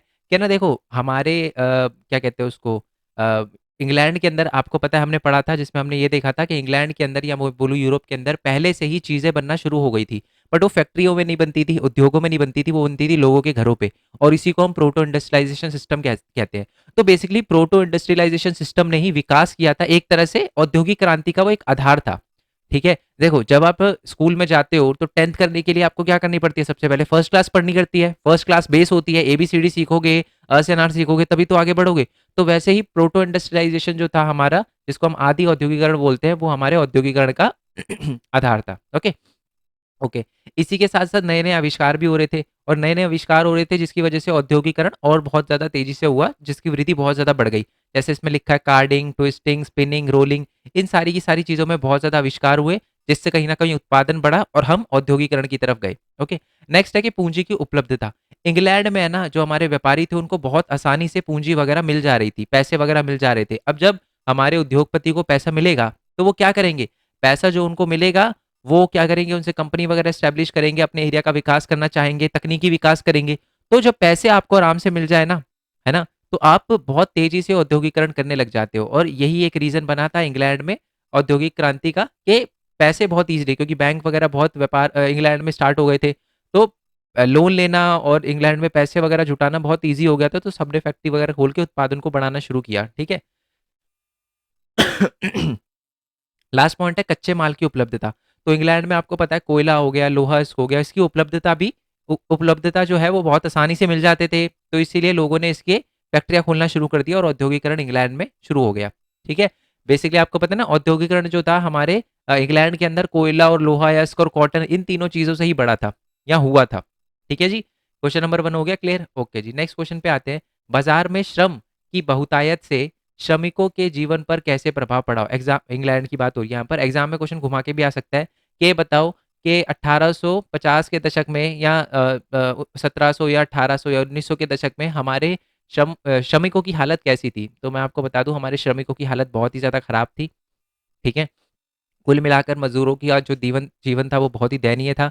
बाजार में श्रम जो था वो बहुत प्रचुर मात्रा के कारण नौकरियों की कमी थी। मैं समझाता हूँ, इसका मतलब है कि लोग बहुत सारे थे। जब किसी जॉब, अब देखो 100 लोग हैं, एक जॉब है, ठीक है, तो यही प्रॉब्लम थी जो हमारे इंग्लैंड में थी, जॉब मांगने वाले बहुत कम थे, ज़्यादा थे, और जॉब बहुत कम थी। इसके लिए बहुत लोगों को सस्ते में काम करने के लिए रेडी होना पड़ता था। ठीक है, नेक्स्ट है नौकरी पाने की वास्तविक संभावना दोस्ती और रिश्ते के मौजूदा नेटवर्क पर निर्भर करती थी। यानी आपको नौकरी तभी मिलेगी जब आपका कोई रिश्तेदार पहले से ही कंपनी के अंदर हो। तो ऑब्वियस सी बात है, जिनका कोई दोस्त वगैरह नहीं था उनको जॉब नहीं मिलती थी। ज़्यादातर काम मौसमी थे, इसका मतलब है बहुत सारे काम ऐसे थे जो ठंड में मिलते थे, गर्मी में नहीं मिलते थे। तो इसकी वजह से वो उनको लंबी अवधि तक काम नहीं मिल पाता है ना, उन्हें बिना काम के रहना पड़ता था लंबी अवधि तक। वास्तविक मजदूरी गिर गई थी, इसलिए श्रमिक को गरीबी बढ़ रही थी। इसका मतलब है सैलरी तो उनकी इंक्रीज हो रही थी, बट चीज़ों के दाम ज़्यादा तेजी से इंक्रीज हो रहे थे। मान लो आपकी सैलरी बढ़ी 10 रुपये और चीज़ों के दाम बढ़े 20 रुपये के हिसाब से, तो आप तो एक तरह से गरीब ही हो गए, है ना। और यही बात देखो नेक्स्ट पॉइंट में लिखी हुई है, आय में वृद्धि के साथ कीमतों में वृद्धि हुई, जिससे वेतन में वृद्धि कम आई। मतलब बेसिकली आपकी इनकम जो है उसके बढ़ने का कोई फायदा नहीं हुआ, क्योंकि चीज़ों के बहुत तेजी से बढ़ रहे थे। नेक्स्ट पॉइंट पे बात करते हैं। एक और समस्या यह थी कि काम के दिनों की जो संख्या थी औसत दैनिक आय का निर्धारण करती थी। इस प्रकार यह अभिव्यक्त किया जाता था कि इंग्लैंड में 19वीं शताब्दी में श्रमिकों की हालत जो जीवन था वो बहुत ही दयनीय था। ठीक है, इसका मतलब है उनको डेली वेज वर्क दिया जाता था, उनको महीने के लिए नहीं बांधा जाता था। उनको जितना काम उन्होंने डेली किया है उसके हिसाब से उनको सैलरी दी जाती थी। तो ऑब्वियस सी बात है, अगर आप छुट्टी कर लोगे तो आपको पैसे वगैरह नहीं मिलेंगे, तो ये भी एक बहुत बड़ी प्रॉब्लम थी। क्योंकि देखो हो सकती है छुट्टी, तो पैसे कट रहे थे, है ना। तो मतलब उनको सैलरी नहीं, उनको वेजेस दी जाती थी, वेजेस बोले तो मजदूरी दी जाती थी, तो ये एक बहुत बड़ी प्रॉब्लम थी। नेक्स्ट वाले क्वेश्चन पे आते हैं। नेक्स्ट वाला क्वेश्चन है हमारा कि ब्रिटिश निर्माताओं ने विज्ञापनों की मदद से भारतीय व्यापार पर किस प्रकार कब्जा किया? या क्वेश्चन पहले तो क्वेश्चन सुन लो। बेसिकली ब्रिटिश जो मैन्युफैक्चरर थे ना, ब्रिटिश जो चीज़ें बनाते थे उनको बेचने के लिए उन्होंने विज्ञापन का, एडवर्टीजमेंट का कैसे यूज किया, और भारत के जो लोग थे, राष्ट्रवादी लोग थे, उन्होंने सामान को बेचने के लिए विज्ञापन का कैसे यूज किया, ये वाला हमारा क्वेश्चन है। मैंने एक ही में दोनों का बता रखा है। ठीक है, अब नीचे आ जाते हैं। ठीक है, एंड ये थोड़ा और बता रखा है कि क्या बुरी हालत थी हमारे श्रमिकों की, कि बेरोजगारी का डर था, है ना। और ऊपर से जो नई नई तकनीकें आ रही थी ना, तो हमारे जो श्रमिक थे वो बेसिकली उस तकनीक के खिलाफ भी हो गए थे। ठीक है, उनको लग रहा था कि नहीं होनी चाहिए भाई, तकनीकें वगैरह नहीं होनी चाहिए, क्योंकि उनसे उनकी जॉब चली जाएगी। वो नई नई मशीनें आ रही थी ना, उनसे वो बहुत गुस्सा थे। ठीक है, और 1840 के दशक में उनकी थोड़ी सी स्थिति सुधरी थी। नेक्स्ट वाले पॉइंट पे आ जाते हैं, वही कि विज्ञापन की भूमिका बतानी है। ठीक है, तो यहाँ पर तो जनरल जनरल पॉइंट लिखे हुए हैं कि जब नए उत्पाद बनते हैं तो लोगों को उन्हें खरीदने के लिए राजी करना पड़ता है ना। नए उपभोक्ता बनाने का एक तरीका विज्ञापन के माध्यम से है, मतलब आप विज्ञापन एडवर्टीजमेंट करके लोगों को खरीदने के लिए बोल सकते हो, है ना। वह लोग के दिमाग को आकार देने में जरूरत पैदा करने की कोशिश वगैरह करता है ना। और कभी कभी है ना, आपको एडवर्टीजमेंट देखकर लगता होगा कि यार ये वाली चीज मेरे को खरीद लेनी चाहिए, चाहे आपको जरूरत हो या ना हो, है ना। तो यही बता रखा है कि भूमिका जो थी विज्ञापन की बहुत ज़्यादा महत्वपूर्ण थी, और अभी से नहीं पहले से ही थी। अब बात करते हैं मैनचेस्टर।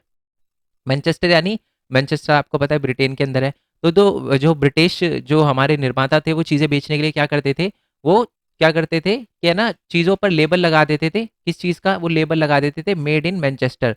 तो इससे क्या होती थी, चीज़ों की गुणवत्ता बढ़ जाती थी। इस लेबल के द्वारा देखो, इंपोर्टेड चीज़ है, जब आप मेड इन मैनचेस्टर लिख दो यानी ब्रिटेन का बना हुआ है, तो लोग क्या करते थे, उस चीज़ को ज़्यादा खरीदते थे। ठीक है जी।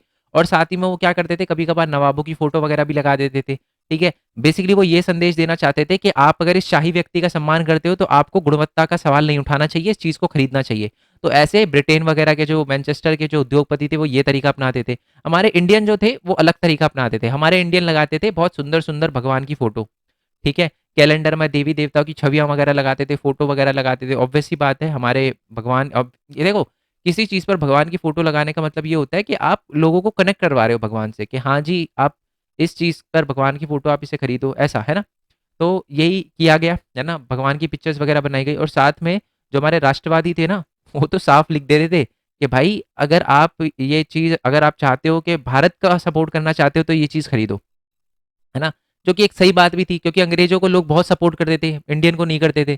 तो जिन इंडियन को नहीं करते थे, उन्होंने उद्योगपति ने बोलना शुरू कर दिया, देखो साफ सीधी बात है, अगर आप राष्ट्रवादी को, हम जैसे लोगों को, भारत के व्यापारियों को सपोर्ट करते हो तो ये चीज़ें खरीदो, ठीक है? और आपको इमेज भी मिल जाएगी बुक में ऐसी बहुत सारी, जिससे पता चलता है कि राष्ट्रवादी भी अपनी चीज़ें बेचने के लिए विज्ञापन वगैरह का प्रयोग करते थे, ठीक है? भगवान की फोटो वगैरह लगाना, है ना? और कहीं ना कहीं संदेश देना कि आप अगर देश की परवाह करते हो तो चीज़ें खरीदो, है ना? जिनको भारतीयों ने बनाया है।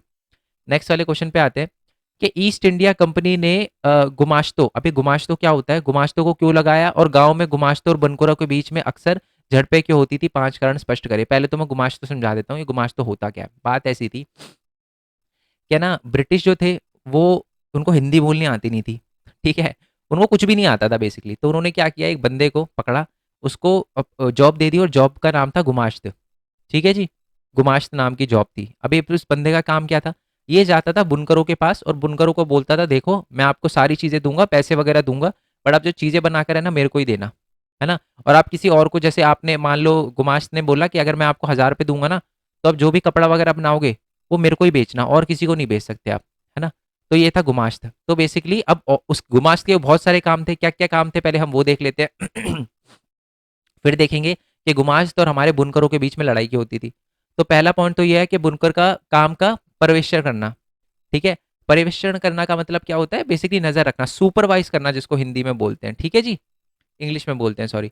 तैयार उत्पादों को संग्रह करना, यानी कलेक्ट करना, जो चीज़ें बन गई है बुनकरों से कलेक्ट करने का काम होता था। उत्पादों की गुणवत्ता की परीक्षा करना, चेक करना कि चीज़ें जो बुनकर बना रहे हो बढ़िया क्वालिटी की बना रहे या नहीं बना रहे। और अगर कोई बुनकर होता था जो कि टाइम पे चीज़ें नहीं देता था, है ना, टाइम पे सामान बना के नहीं देता था, तो बुनकरों को दंड देना और अंग्रेजों को जानकारी देना, ये भी हमारे गुमाश्त का काम था। ओके। और आपको देखो थोड़ा बहुत अंदाजा लग ही गया होगा कि हमारे गुमाश्त और हमारे बुनकरों के बीच में क्यों लड़ाई होती थी। अब ये रीज़न भी सुन लो, ये 5 रीज़न है। पहला तो ये है, कुमास्त जो होता था वो बाहर का होता था। बाहर का यानी जिस गांव में बुनकर रहते ना, उस गांव का नहीं होता था, दूसरे इलाके का होता था कोई इंडियन ही, हिंदी बोलने वाला, बट बाहर का होता था। ग्रामीण के साथ उसका कोई संबंध नहीं था, है ना? ग्रामीण लोगों के साथ, गांव वाले लोगों के साथ उनका कोई संबंध नहीं था। बहुत अहंकारी था। जब भी गांव में आता था तो अपने साथ सिपाही और चपरासी लेकर आता था, है ना? उन्होंने अपितु अ, आपूर्ति में देरी के लिए बुनकरों को दंडित भी किया। अगर बुनकर जो है टाइम पे नहीं दे पाते थे चीजें, पहले जो लोग होते थे ना, इन गुमाश्त से पहले अगर लेट हो जाते थे तो माफ कर देते थे, क्योंकि उस गांव के होते थे। पर जो गुमाश्त था वो बिल्कुल दंड दे देता था। बुनकर अपना कपड़ा दूसरे खरीदार को नहीं बेच सकते थे, क्योंकि उसने पहले ही कर्ज लेकर कंपनी से कर्ज लिया था, गुमाश्त से कर्ज लिया था। ओके। और लास्ट पॉइंट है, उन्हें कंपनी द्वारा पेश की गई कीमत को ही स्वीकार करना पड़ता था, हालांकि वह बहुत कम थी। लोन तो ले लेते थे हमारे बुनकर, बट बाद में जब गुमाश्त को चीजें बेचने का टाइम आता था ना, तो गुमाश्त कहता था नहीं भाई, मैं 1000 नहीं, मैं तो 50 रुपए में खरीदूंगा, देना है तो दो, है ना? तो ये भी प्रॉब्लम फेस करनी पड़ती थी। इसलिए कहीं ना कहीं हमारे गुमाश्त और हमारे बुनकरों के बीच में तब दो हो जाती थी लड़ाई।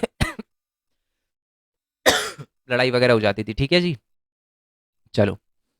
ओके। और एक सॉरी भी कहना है यार आपको, मैं वीडियो है ना रेगुलर नहीं डाल पा रहा था, ठीक है?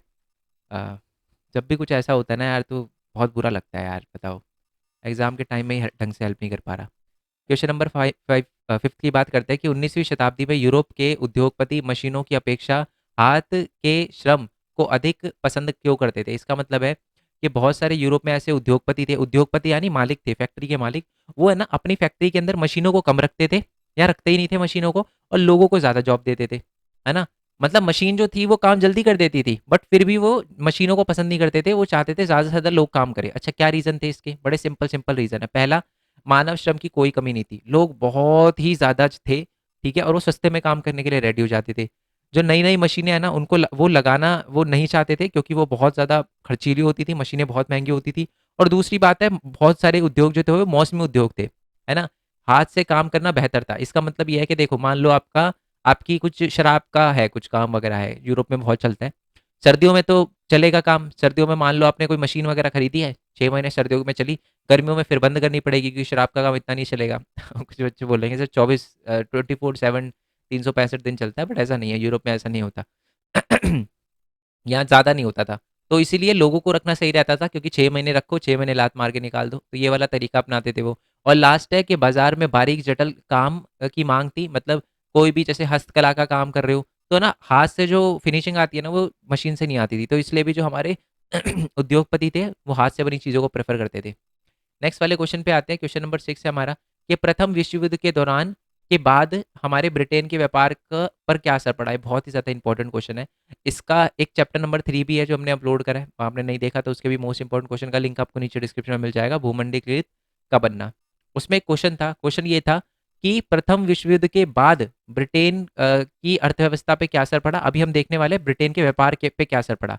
ठीक है, आपको पता है प्रथम विश्व युद्ध से पहले ना ब्रिटेन ने हमारे बाजार पे एक तरह से कब्जा कर रखा था। ज्यादातर चीजें हमारे बाजार में आपको मेड इन ब्रिटेन ही मिलती थी या मेड इन मैनचेस्टर मिलती थी। बट प्रथम विश्व युद्ध के बाद ना उल्टा हो गया, ब्रिटेन की चीजें इंडिया में दिखना बंद हो गई। रीजन क्या थे, ये रहे रीजन। देखो, युद्ध के बाद मैनचेस्टर भारतीय बाजार को अपनी पुरानी स्थिति को फिर से हासिल नहीं कर सका। मतलब दोबारा से जो पहले जो ब्रिटेन की चीज़ें बेची बिकती थी ना, अब वो उतनी नहीं बिकती थी। अमेरिका क्योंकि ब्रिटेन पूरा लड़ाई में लग गया था, है ना, वो इंडिया के अंदर चीज़ें नहीं भेज पा रहा था, है ना। जो उसकी कंपनियां थी ना ब्रिटेन के अंदर, वहां पर तो वो औजार वगैरह हथियार वगैरह बना रहा था, कपड़े वगैरह बनवा रहा था आर्मी के लिए।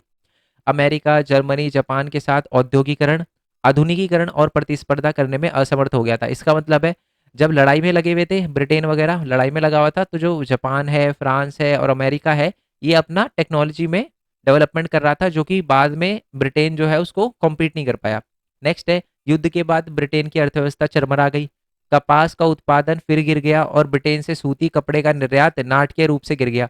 ब्रिटेन दूसरी कंट्री में कपड़ा बेचता था, अब वो भी जो है बंद हो गया बेसिकली, है ना, क्योंकि उसने ध्यान नहीं दिया फर्स्ट वर्ल्ड वॉर के टाइम में। नेक्स्ट है कि उपनिवेशों के भीतर स्थानीय उद्योगपति ने विदेशी निर्माताओं की जगह धीरे धीरे अपनी स्थिति मजबूत कर ली और घरेलू बाजार पर अपना कब्जा कर लिया। ये इंडिया के बारे में लिखा हुआ है। जो इंडिया के स्थानीय व्यापारी थे ना, उद्योगपति थे, उन्होंने धीरे धीरे क्या कर लिया कि जो बाहर से जो निर्माता जो ब्रिटेन के कपड़े खरीदते थे ना, जो लोग, उनको इंडिया के प्रोडक्ट बेचना शुरू कर दिया। और अब जो है वो लोग जो है वो इंडिया के प्रोडक्ट ही खरीदने लग गए, ब्रिटेन के खरीदते ही नहीं थे।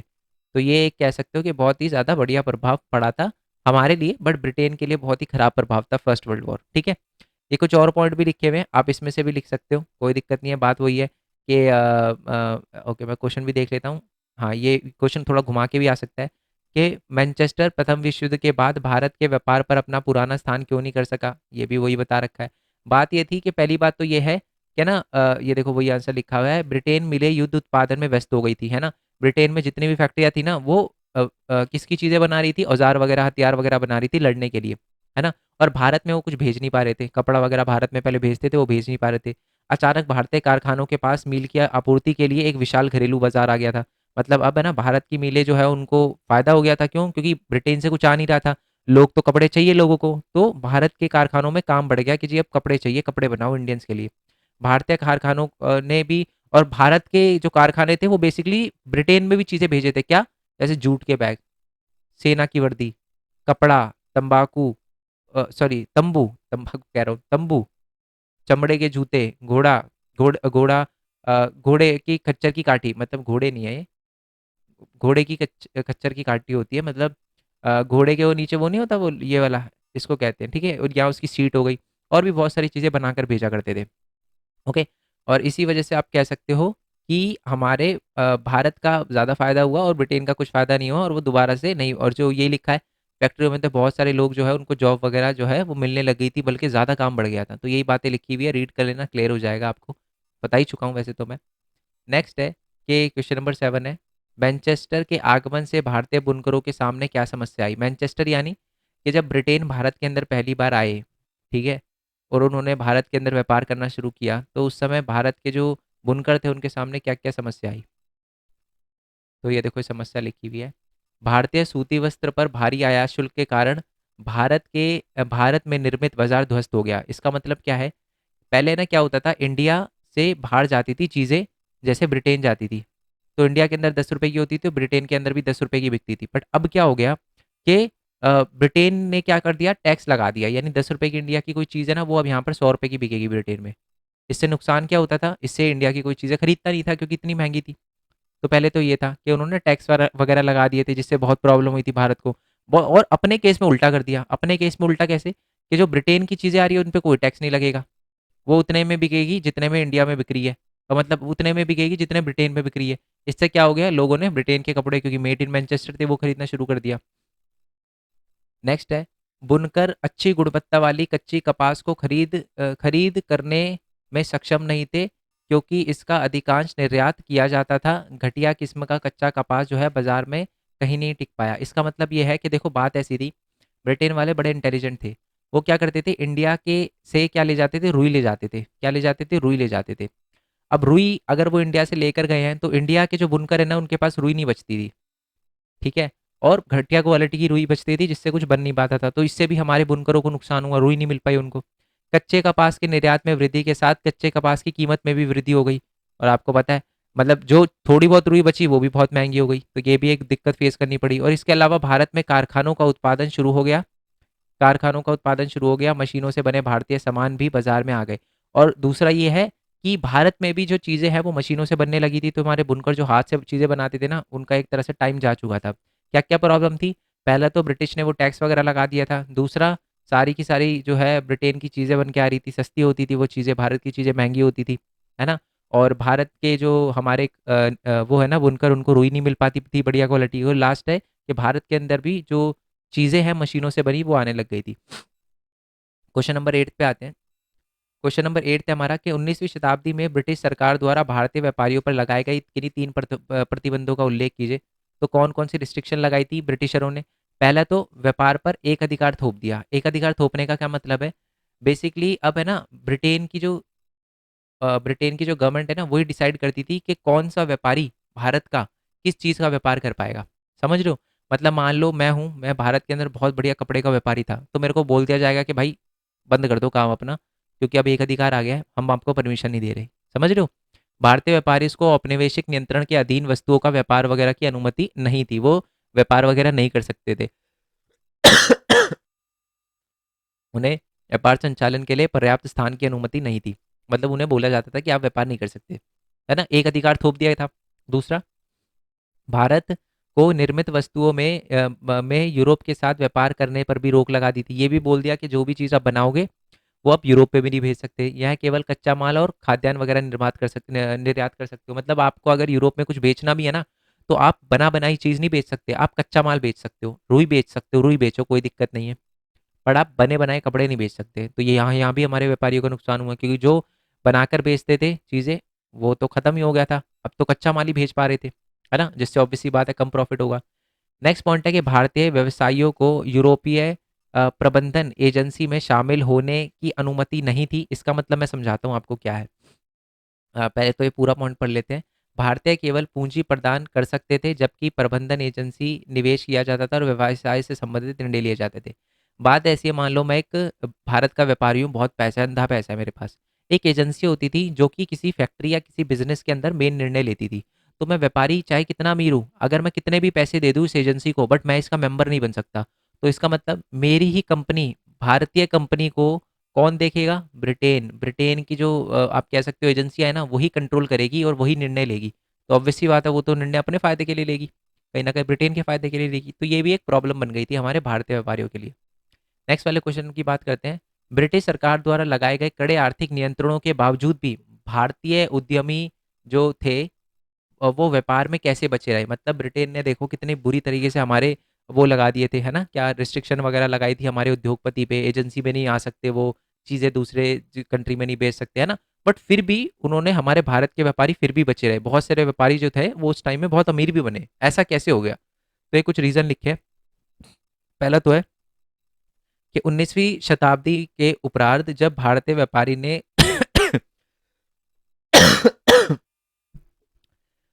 रियली सॉरी, 19वीं शताब्दी के उपरांत जब भारतीय व्यापारियों ने उद्योग स्थापित करना शुरू कर दिया, तो उन्होंने भारतीय बाजार में मैनचेस्टर के सामने सामानों के साथ प्रतिस्पर्धा करने से परहेज किया। ठीक है, सबसे पहला पॉइंट तो ये है कि भारतीय जो हमारे उद्योगपति थे, उन्होंने ये देखा, देखो अगर हम ब्रिटेन की किसी कंपनी या किसी प्रोडक्ट के साथ है ना कंपटीशन करेंगे ना, तो पक्का ब्रिटेन हमें लुढ़का देगी, तो इनके साथ कंपटीशन ही मत करो, कोई और प्रोडक्ट बनाओ।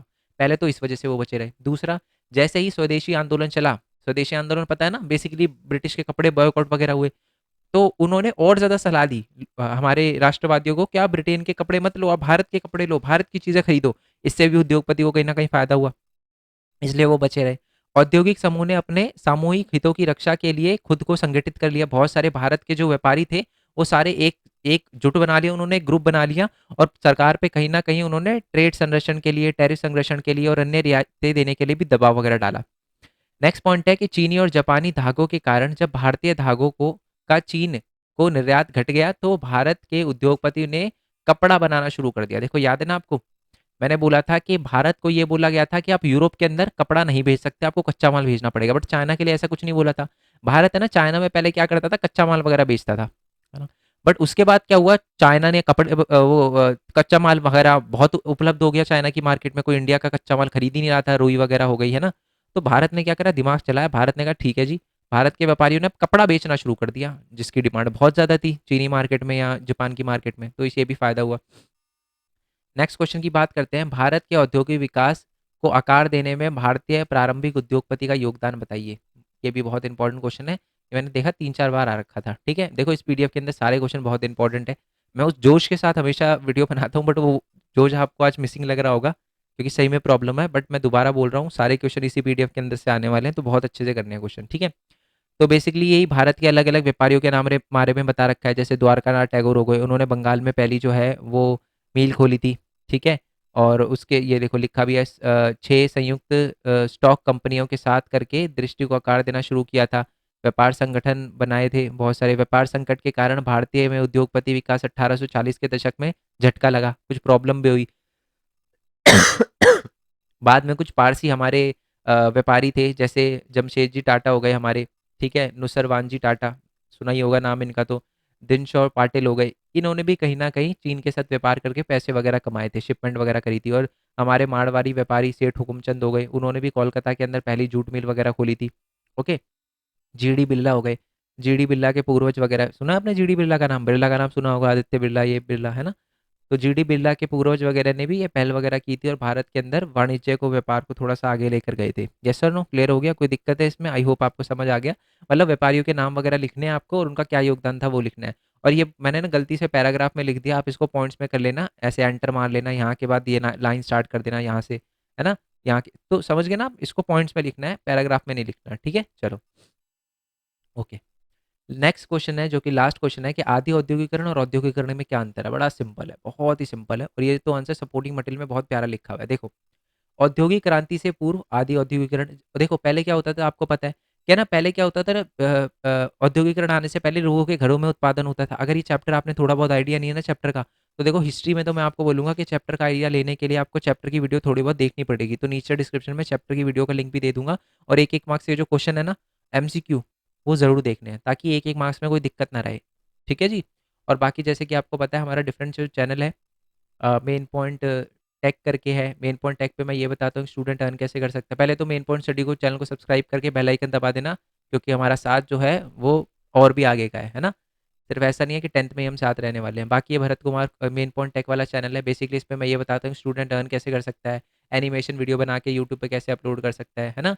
और और भी बहुत सारी चीज़ें, क्या फ़ोन से एनिमेशन वीडियो, लैपटॉप से एनिमेशन वीडियो कैसे बना सकते हो, अब दूसरे की वीडियो कॉपी करके अर्न कैसे कर सकते हो, ये सारी की सारी चीज़ें मैंने इस पे बता रखी है। ठीक है, तो अब इस चैनल को सब्सक्राइब वगैरह कर सकते हो। बाकी अभी सबसे इंपॉर्टेंट चैनल भरत कुमार खोरवाल है। आज से मेरी तबीयत थोड़ी सी, मेरे को मतलब छाती में दर्द है, मतलब चेस्ट में पेन है, बाकी तो ठीक है, अभी फीवर नहीं है मेरे को। ठीक है, तो यहाँ पर हम लाइव करना शुरू करेंगे। ठीक है, तो इस चैनल को भी आप सब्सक्राइब वगैरह कर लेना, नहीं तो वीडियो देख लेना, सब्सक्राइब करने की कोई ज़रूरत नहीं है, क्योंकि वैसे तो मेरा व्लॉगिंग चैनल है, मैं व्लॉग वगैरह डालता हूँ। ठीक है, तो देखना चाहो देख लेना।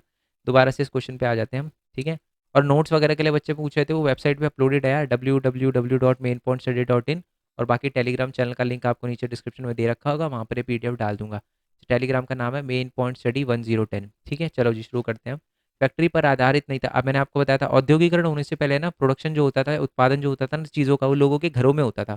तो देखो ये लिखा हुआ है कि आदि औद्योगिकरण होता है औद्योगिकरण से पहले, तो औद्योगिकरण ये लिखा भी देखो, औद्योगिक क्रांति से पूर्व, पहले।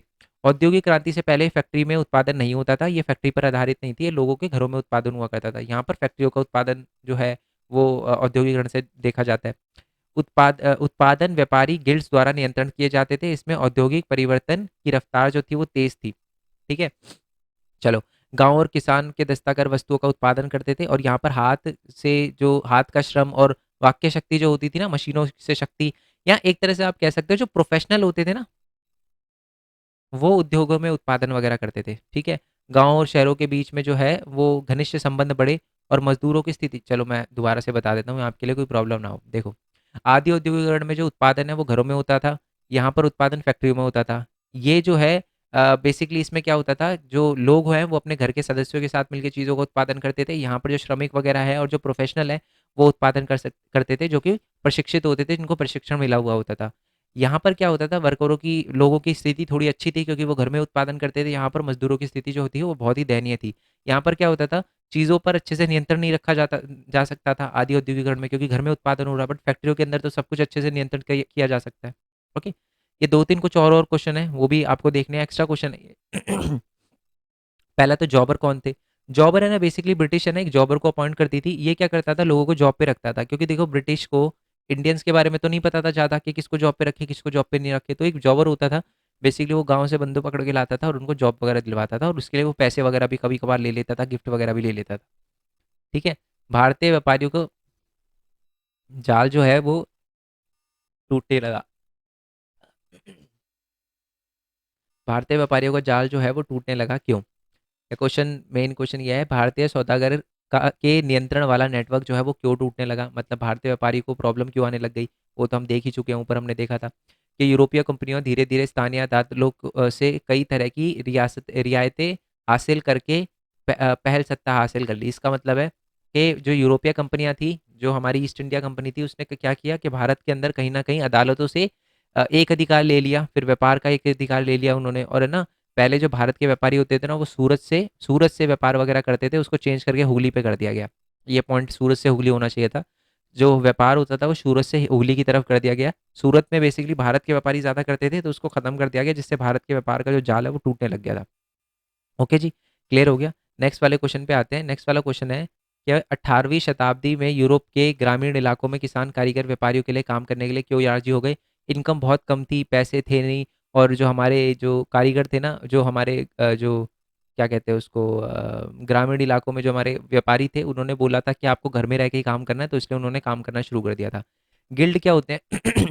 ट्रेड गिल्ड वो होते हैं जो व्यापार के लिए बनाए जाते हैं। ये उत्पादकों का संघ होता है, जो चीज़ें बनाते हैं ना उनका ग्रुप, मतलब बिजनेसमैन का ग्रुप होता है ये, और यही तय करता है कि कौन किस चीज़ का उत्पादन करेगा और कौन नहीं करेगा, ठीक है।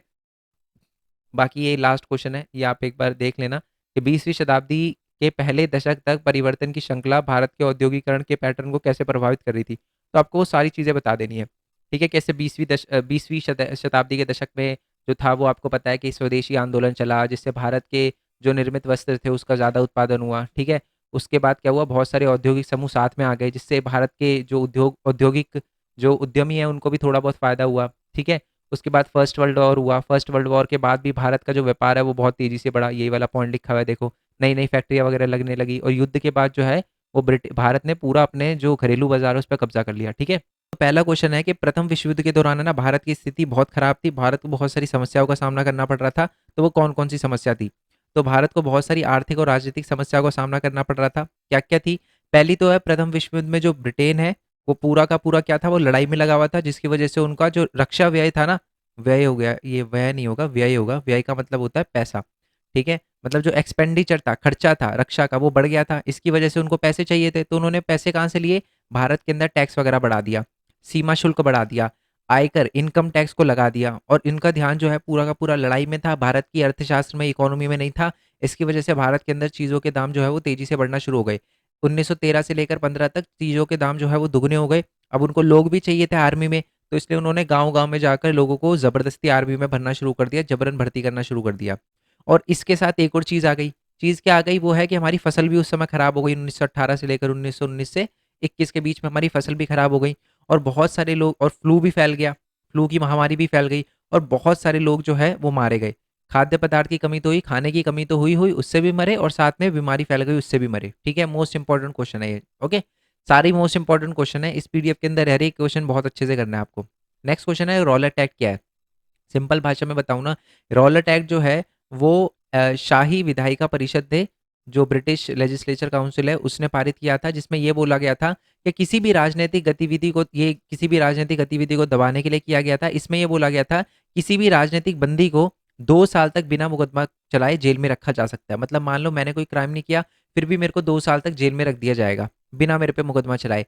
ऐसा करने से फायदा क्या होगा, अब मेरे में डर बैठ गया, मैं जब जेल से बाहर निकलूंगा तो कुछ भी नहीं करूंगा, आंदोलन वगैरह शांति से भी नहीं करूंगा, आंदोलन बैठूंगा ही नहीं आंदोलन में, क्योंकि अब मैं डर गया, है ना।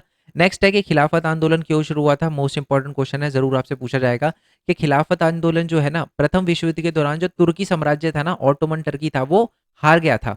और है ना, ये अफवाह फैल गई थी कि उनके जो खलीफा हैं, जो इस्लाम के जो आध्यात्मिक गुरु है ना, नेता है, उनकी जो शक्ति है उनको कम कर दिया जाएगा। ठीक है, उनकी शक्ति को कम कर दिया जाएगा, तो इसी के लिए मोहम्मद अली, शौकत अली और महात्मा गांधी ने मिलकर एक आंदोलन शुरू किया और इनकी पावर को दोबारा से बरकरार रखने के लिए बोला गया। ठीक है जी। खिलाफत आंदोलन प्रथम विश्व युद्ध में तुर्की साम्राज्य की हार के बाद खलीफा की स्थायी शक्ति की रक्षा के जवाब में महात्मा गांधी, मोहम्मद अली और शौकत अली द्वारा शुरू किया गया था। ठीक है, यानी जो हमारे खलीफा थे उनकी पावर को बचाने के लिए किया था। ठीक है, नेक्स्ट पहले तो अब एक है ना, एक असहयोग आंदोलन भी शुरू किया गया था। ठीक है, आपसे क्वेश्चन ये भी पूछा जा सकता है कि जो असहयोग आंदोलन था ना, ये क्यों शुरू हुआ था। तो मैं आपको डायरेक्टली इसका आंसर दिखा देता हूँ। ओके, ये रहा जी। सबसे पहले तो ये वो वाला आंसर दे रखा है, प्रथम विश्व युद्ध। ओके, ये है वो असहयोग आंदोलन के क्या कारण है, आपको एग्जाम में क्वेश्चन पूछा जा सकता है। तो पहला क्वेश्चन है कि प्रथम विश्व युद्ध में ना बहुत ज़्यादा बुरी चीज़ें हुई थी हमारे भारत के लोगों के साथ, लोग गुस्सा थे, इसलिए उन्होंने असहयोग आंदोलन किया। दूसरा है कि अंग्रेजों द्वारा स्वराज प्रदान करने से मुकर जाना। स्वराज यानी ब्रिटिशर ने बोला था कि हम आपके देश को छोड़ देंगे, आप खुद ही अपनी सरकार चलाना, बट उसके बाद वो मुकर गए, जिसकी वजह से लोगों ने असहयोग आंदोलन शुरू कर दिया।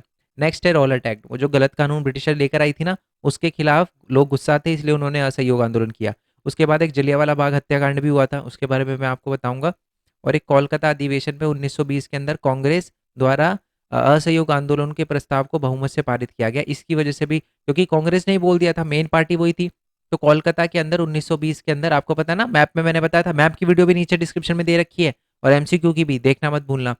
तो कोलकाता के अंदर है ना, कांग्रेस ने बोल दिया था कि असहयोग आंदोलन को बहुत बड़े बहुमत से सपोर्ट करना है, तो इसकी वजह से भी लोगों ने असहयोग आंदोलन करना शुरू कर दिया। ठीक है जी, चलो नेक्स्ट है कि गांधी जी ने ना असहयोग आंदोलन को वापस ले लिया था, जो आंदोलन चलाया गया था ना, उसको वापस भी ले लिया। क्यों वापस ले लिया, सिंपल सा रीजन आपको बताऊं कि ना, एक 1922 के अंदर है ना, एक जगह थी जिसका नाम था चौरी चौरा।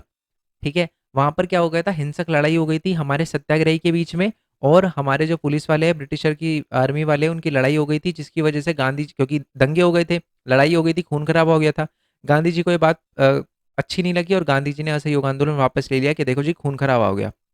ठीक है जी।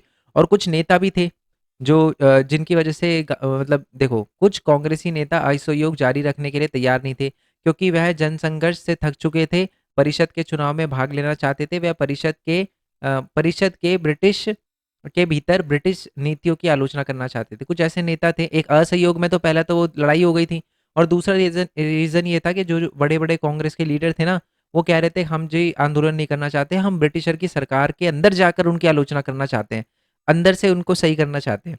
ठीक है, चलो बाकी नेक्स्ट वाले क्वेश्चन पे आते हैं। वंदे मातरम किसने लिखा, 1 मार्क्स में क्वेश्चन आ सकता है। वंदे मातरम जो है वो एक पुस्तक में आनंद मठ में लिखा गया था, बाद में इसका उपन्यास में लिखा गया था, आनंद मठ नाम की एक उपन्यास में लिखा गया था। और एक किसके द्वारा लिखा गया था, बंकिम चंद्रा चट्टोपाध्याय। आपको एक मजे की बात बताऊं, चट्टोपाध्याय है ना, आज आप देखोगे ना, किसी का भी नाम आपको चट्टोपाध्याय नहीं मिलेगा, एक नाम जरूर मिलेगा जिसका नाम है चैटर्जी। ब्रिटिशर से चट्टोपाध्याय बोला नहीं जाता था, आपसे भी शायद ना बोला जाए कुछ बच्चों से, तो चट्टोपाध्याय को ब्रिटिशर ने चैटर्जी कर लिया, और आज आपको चैटर्जी नाम के बहुत लोग दिखेंगे। ठीक है, चलो नेक्स्ट वाले क्वेश्चन पे आते हैं। गांधी जी जब भारत में पहली बार आए थे, तो गांधी जी आए, आपको पता है ना, 1915 में आए थे। तो 1915 में आने के बाद गांधी जी ने 3 जगहों पर सत्याग्रह किए, कहाँ कहाँ पर किए और क्यों क्यों किए, वो आपको बताना है। और इसके मैप में भी क्वेश्चन आ सकते हैं, और मैप की वीडियो मैं बता ही चुका हूँ, नीचे डिस्क्रिप्शन में दे रखी है।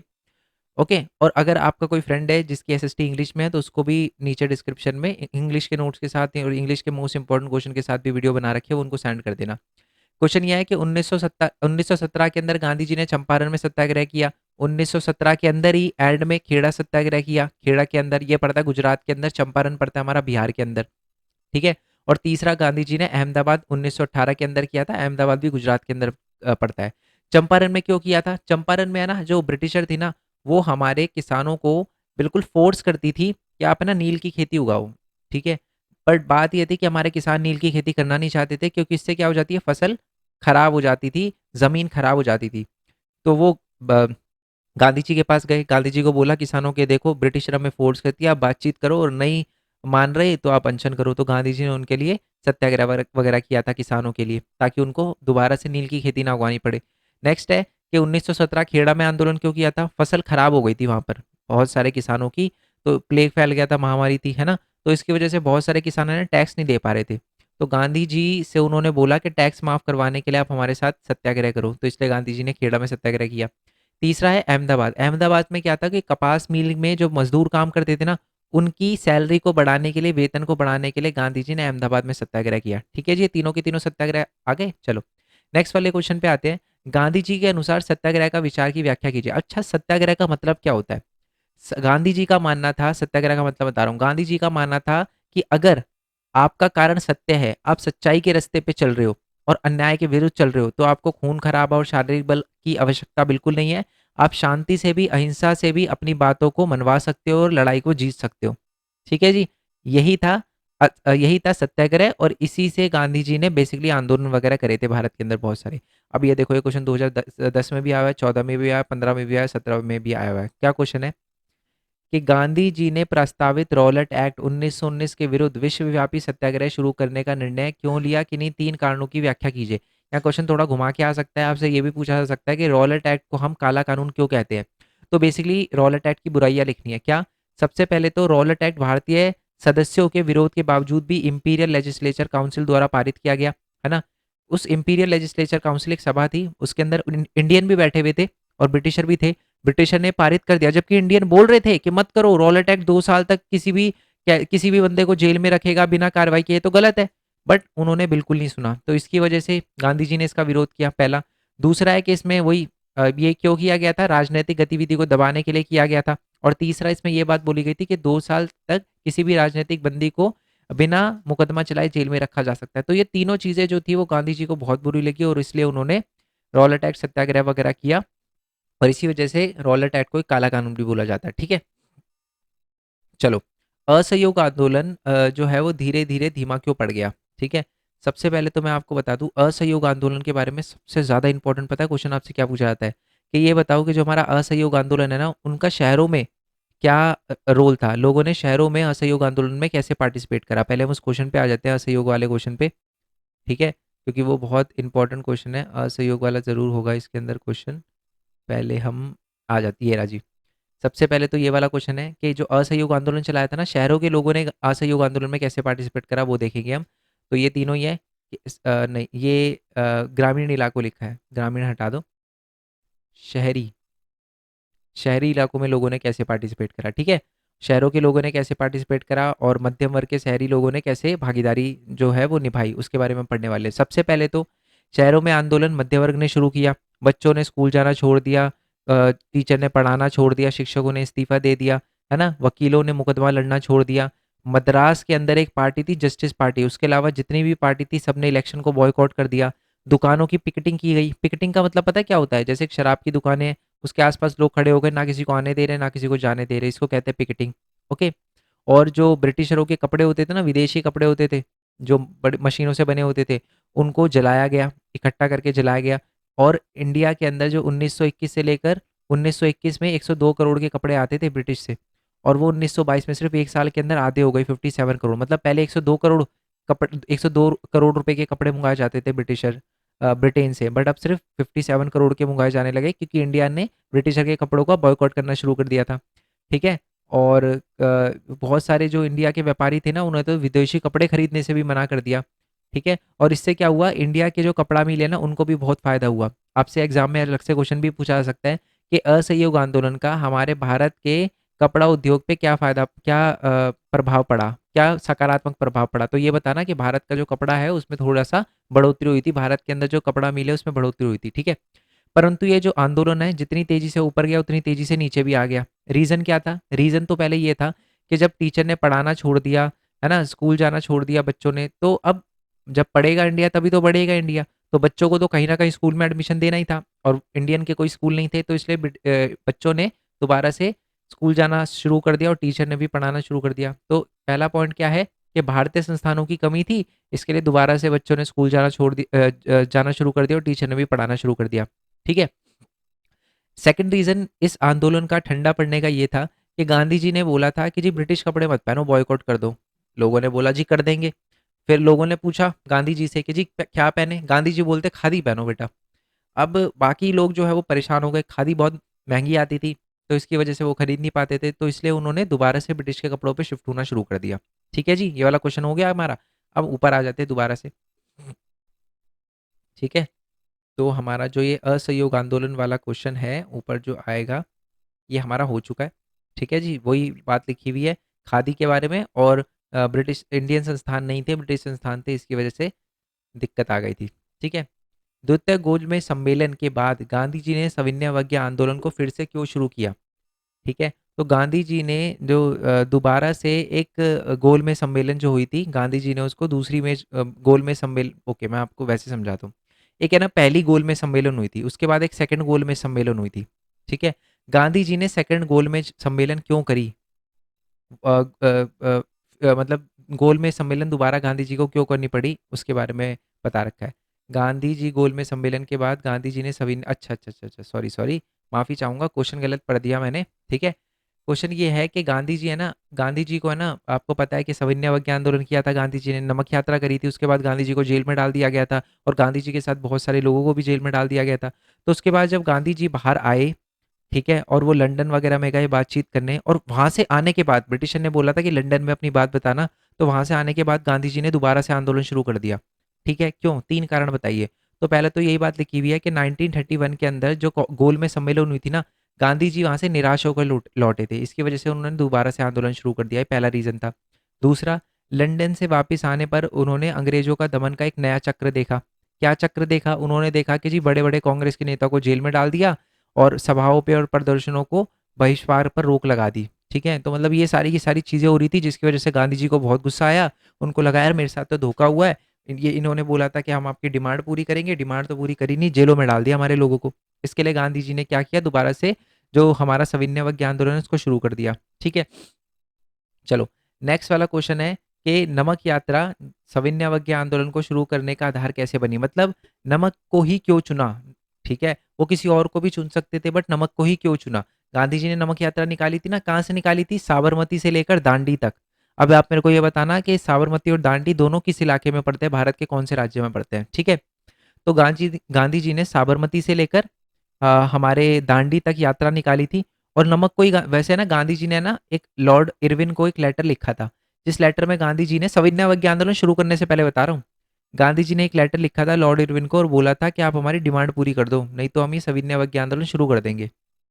ठीक है, तो बट उसके बाद क्या हुआ कि जो लॉर्ड इरविन ने क्या कहा, उन मांगों को बोला कि हम ये मांगे पूरी नहीं कर सकते।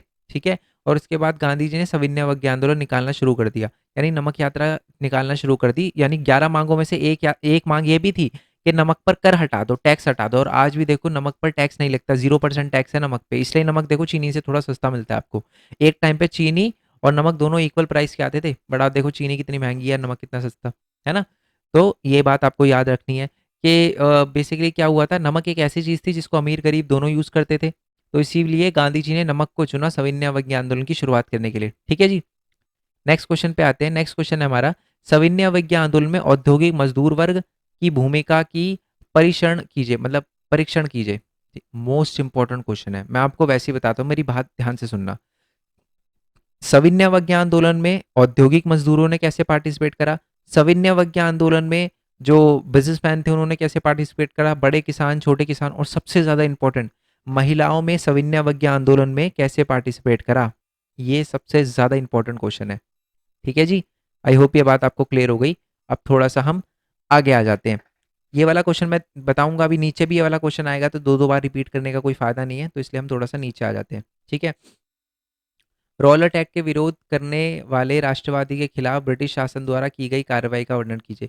तो आपको पता है कि रॉलेट एक्ट को लेकर है ना, लोगों ने क्या किया था, रैलियां वगैरह आयोजित करी थी, रेलवे वगैरह की के जो कर्मचारी थे वो भी हड़ताल पे चले गए थे, है ना। और टेलीग्राफ जैसी संचार लाइनों को बाधित ना हो, इस डर से ब्रिटिशर ने क्या किया था कि सतर्क हो गई थी, और उसके बाद फिर जलियांवाला बाग हत्याकांड भी हुआ था। ठीक है, डोंट वरी, जलियांवाला बाग हत्याकांड के बारे में भी पढ़ेंगे। बस इतना याद रखना, जब रॉलेट एक्ट से लोग खुश नहीं थे ना, तो हुआ क्या था कि लोगों ने आंदोलन वगैरह करना शुरू कर दिया और ब्रिटिशर ने लोगों को डराने के लिए क्या किया, जलियांवाला बाग में गोलियां चलवा दी थी हमारे इंडियंस पर। तो इसकी वजह से लोग जो थे वो बहुत ज़्यादा गुस्सा हो गए थे। ओके, तो जलियांवाला के ऊपर एक अलग से 5 नंबर का क्वेश्चन भी आ सकता है। ठीक है जी, क्लियर हो गया आपको? ओके जी। तो यही रीज़न था कि जो रॉलेट एक्ट का विरोध करने वाले राष्ट्रवादी के खिलाफ ब्रिटिशर ने क्या किया, अब उनको पकड़ लिया और पता है क्या करा उन्होंने? उनको सड़क पे रिंगवाया, है ना? रगड़ने के लिए, नाक रगड़ने के लिए बोला गया, सड़क पर रेंगने के लिए बोला गया, सैल्यूट मारने के लिए बोला गया, उनको मारा-पीटा गया, उनके गाँव में बमबारी भी करी, बॉम्ब भी गिरे। ये सारी की सारी चीज़ें करी ब्रिटिशर ने हमारे जो रॉलेट एक्ट के खिलाफ जो राष्ट्रवादी थे ना, उनको दबाने के लिए। ठीक है? चलो। नेक्स्ट वाला क्वेश्चन है कि अवध के किसानों की किन्हीं 3 समस्याओं की व्याख्या कीजिए। अवध बेसिकली जब गांधी जी ने सविनय ये अपना असहयोग आंदोलन शुरू किया, देखो गांधी जी ने 2 आंदोलन करे हैं, मेन आपकी बुक के अंदर जो लिखे हुए हैं।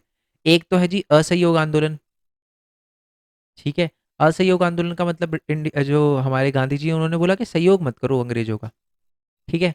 दूसरा है सविनय अवज्ञा आंदोलन, ठीक है? सविनय अवज्ञा आंदोलन में क्या था कि ब्रिटिशर के कानून तोड़ो, ये था हमारा सविनय अवज्ञा आंदोलन। ठीक है जी, क्लियर हो गया? ओके जी। आते हैं हम नीचे कि जो गांधी जी ने अवध, अवध का मतलब क्या है, ये बेसिकली है ना, अवध का असहयोग आंदोलन से लेना देना है। अवध एक गांव है, ठीक है जी। तो अवध के जो छोटे किसान थे ना, उनको समस्या थी। क्या समस्या थी? पहली समस्या क्या थी उनकी कि उन्होंने किसानों से बहुत अधिक लगान और अन्य उपकर की मांग की। किसान बिना किसी भुगतान के जमींदार के खेत पर काम करने के लिए बाध्य थे। मतलब पहला तो उनको फ्री में काम करना पड़ता था। सीधा सिंपल बात लिखी हुई है कि हमारे जो छोटे किसान थे अवध के, उनको फ्री में काम करना पड़ता था। ये बात उनको पसंद नहीं थी और उनको बहुत ज़्यादा लगान भी देना पड़ता था। ठीक है? ओके जी। नेक्स्ट पॉइंट है कि किसानों को बेगार करनी पड़ती थी, वही बात लिखी हुई है कि फ्री में काम करना पड़ता था और पट्टे की कोई सुरक्षा नहीं थी। पट्टे की सुरक्षा ना होना इसका मतलब क्या होता है? जो उनकी ज़मीन थी उसकी कोई सुरक्षा नहीं थी, उन पर उनका कोई अधिकार नहीं था। यानी उनको जो जो ज़मींदार ज़मीन दे देता ना, वो उनकी नहीं होती थी, वो काम करते थे, पैसे मिलते थे और उसमें से भी बड़ा हिस्सा ज़मींदार को देना पड़ता था।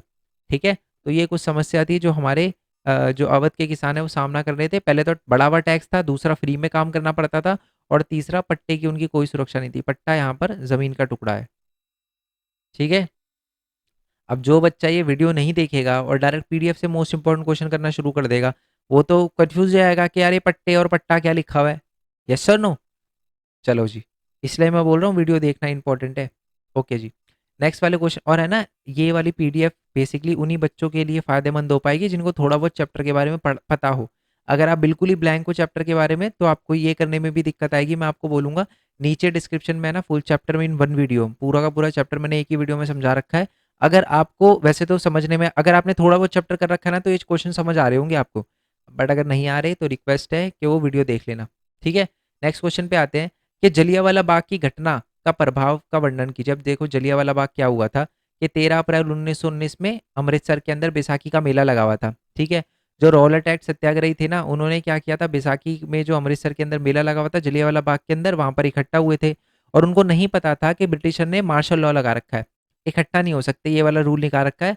और मार्शल लॉ में क्या होती है, सारी की सारी पावर जो होती है आर्मी के लीडर को दे दी जाती है और उस समय आर्मी का लीडर जनरल डायर था। ओके, अब जनरल डायर ने क्या किया, बंदूकें वगैरह चलवा दी हमारे जलियांवाला बाग के अंदर, बहुत सारे लोग मारे गए। और जब जनरल डायर से पूछा गया कि आपने ऐसा क्यों किया, तो उसने बोला कि मैं डराना चाहता था, नैतिक प्रभाव पैदा करना चाहता था ब्रिटिशर के इंडियन के दिमाग में। कितनी बुरी बात है ना, बट अंग्रेज तो अंग्रेज है ना? तो ये जलियांवाला बाग के ऊपर क्वेश्चन पक्का आता है और सीधा 5 नंबर का क्वेश्चन आता है। आया बेशक ये 2013 में है, बट इस बार भी आने के पूरे पूरे चांसेस है। ठीक है जी, चलो नेक्स्ट वाले क्वेश्चन पे आते हैं कि 31 जनवरी 1930 को वायसराय रिन को लिखे गए पत्रों में किन्हीं 2 मांग का उल्लेख कीजिए। तो मैंने आपको बताया था ना, गांधी जी ने नमक यात्रा निकालने से पहले लेटर लिखा था। ठीक है, ऊपर है ना, ऊपर हमने एक चीज़ देखी थी और उसमें क्या दिक्कत थी वो मैं आपको बताता हूँ। 31 को गांधी जी ने ये जनवरी होगा। ठीक है जी, चलो तो अब आ जाते हैं नीचे। हाँ जी, तो बेसिकली 31 नहीं नहीं 31 मार्च ही हो, 31 मार्च नहीं, 31 जनवरी होगा वो। 31 जनवरी 1930 को महात्मा गांधी ने वायसराय को एक पत्र भेजा जिसमें उन्होंने बहुत सारी डिमांड करी थी। ठीक है, अब क्या क्या डिमांड थी? सबसे पहले तो जो संयुक्त अभियान के तहत सभी संस्थाओं को एक साथ लाने की मांग व्यापक की थी। नमक कर को हटाने की मांग वापस की थी। मतलब उन्होंने, गांधी जी ने बोला था, सबसे पहली चीज तो ये है कि संयुक्त अभियान के तहत सभी संस्थाओं को एक साथ लाने की मांग की थी उन्होंने। और दूसरी उन्होंने क्या बोली थी कि जो भी हमारे नमक पर टैक्स लगे हुए ना उनको हटा दो। ठीक है, क्योंकि जो नमक है वो एक ऐसी चीज़ है जो अमीर गरीब दोनों यूज़ करते हैं। ठीक है, और 11 डिमांड थी टू गांधी जी की टोटल। जो लेटर लिखा था ना गांधी जी ने 31 जनवरी 1930 को, उसके अंदर बहुत सारी डिमांड थी, 11 डिमांड थी। कुछ डिमांड नॉर्मल थी, कुछ किसानों के लिए थी कि उनका टैक्स वगैरह कम कर दिया जाए, और कुछ नमक जनरल थी जो सबके लिए थी, जैसे नमक कर हटाना। ठीक है जी, क्लियर हो गया? ओके जी। कुछ विभिन्न वर्गों की विशेष मांगे थी। एक संयुक्त अभियान के तहत सभी संस्थाओं को एक साथ लाने की मांग थी। तो पहली डिमांड यही थी कि सभी संस्थाएं ना उनको एक साथ लाया जाए। ठीक है जी, ओके। नेक्स्ट वाले पॉइंट पे आते हैं। नेक्स्ट वाले क्वेश्चन पे आते हैं कि पूना पैक्ट की प्रमुख विशेषता बताइए। बहुत ज़्यादा इंपॉर्टेंट है, मैं आपको समझा देता हूँ ये पूना पैक्ट है क्या। ठीक है, पहले तो एग्जाम में क्वेश्चन 1 मार्क्स में आ सकता है, पूना पैक्ट कब साइन हुआ? 1932 में साइन हुआ। ठीक है, अब सुनो ये पूना पैक्ट है क्या। गांधी जी ने ना एक लेटर लिखा था। वो सॉरी, रियली सॉरी, मैं दूसरे क्वेश्चन पे आ गया था। पूना पैक्ट है क्या, मैं आपको बताता हूँ। देखो, एक है ना दलित के साथ है ना कांग्रेस बहुत भेदभाव करती थी। जो दलित लोग हैं ना उनके साथ कांग्रेस बहुत भेदभाव करती थी। और जो ब्रिटिशर थी वो है ना, उनके साथ थे हमारे जो डॉक्टर भीमराव अम्बेडकर है। डॉक्टर भीमराव अम्बेडकर, जो कांग्रेस थी वो तो भेदभाव करती थी। डॉक्टर भीमराव अम्बेडकर कहते थे कि ब्रिटिशर जो हमारे कांग्रेस है वो तो बहुत भेदभाव करती है। तो इन्होंने बोला था, जो भीमराव अम्बेडकर है उन्होंने बोला था कि हमारा एक अलग इलेक्शन करवाओ, अलग से इलेक्टोरेट, अलग से इलेक्शन की मांग करवाई। और उन्होंने बोला कि हमारे अलग से इलेक्शन होने चाहिए। गांधी जी ने नहीं बोला कि नहीं, ऐसा बिल्कुल नहीं होगा, क्योंकि इससे दूरियां बढ़ेगी दलितों में। दलितों में और जो नॉर्मल लोग, दूसरे लोग हैं, नॉर्मल तो नहीं बोलना चाहिए, रियली सॉरी। नॉर्मल क्या होता है? कुछ भी नहीं होता, सारे लोग ही नॉर्मल है। तो जो दलित थे, है ना, उनसे भेदभाव करती थी कांग्रेस। उसके बाद क्या हुआ, जो बाकी लोग थे, जो कांग्रेस थी, वो कह रही थी कि हाँ अलग से होने दो। बट गांधी जी ने बोला नहीं, ऐसे क्या होगा, दूरियां बढ़ेगी लोगों में। ठीक है, तो अलग से आपको इलेक्टोरेट नहीं दे सकते। ठीक है, तो इसी के बाद क्या हुआ था कि 1932 में थोड़ा गांधी जी भी पास में आए, गांधी जी भी थोड़ा 2 कदम पीछे हटे।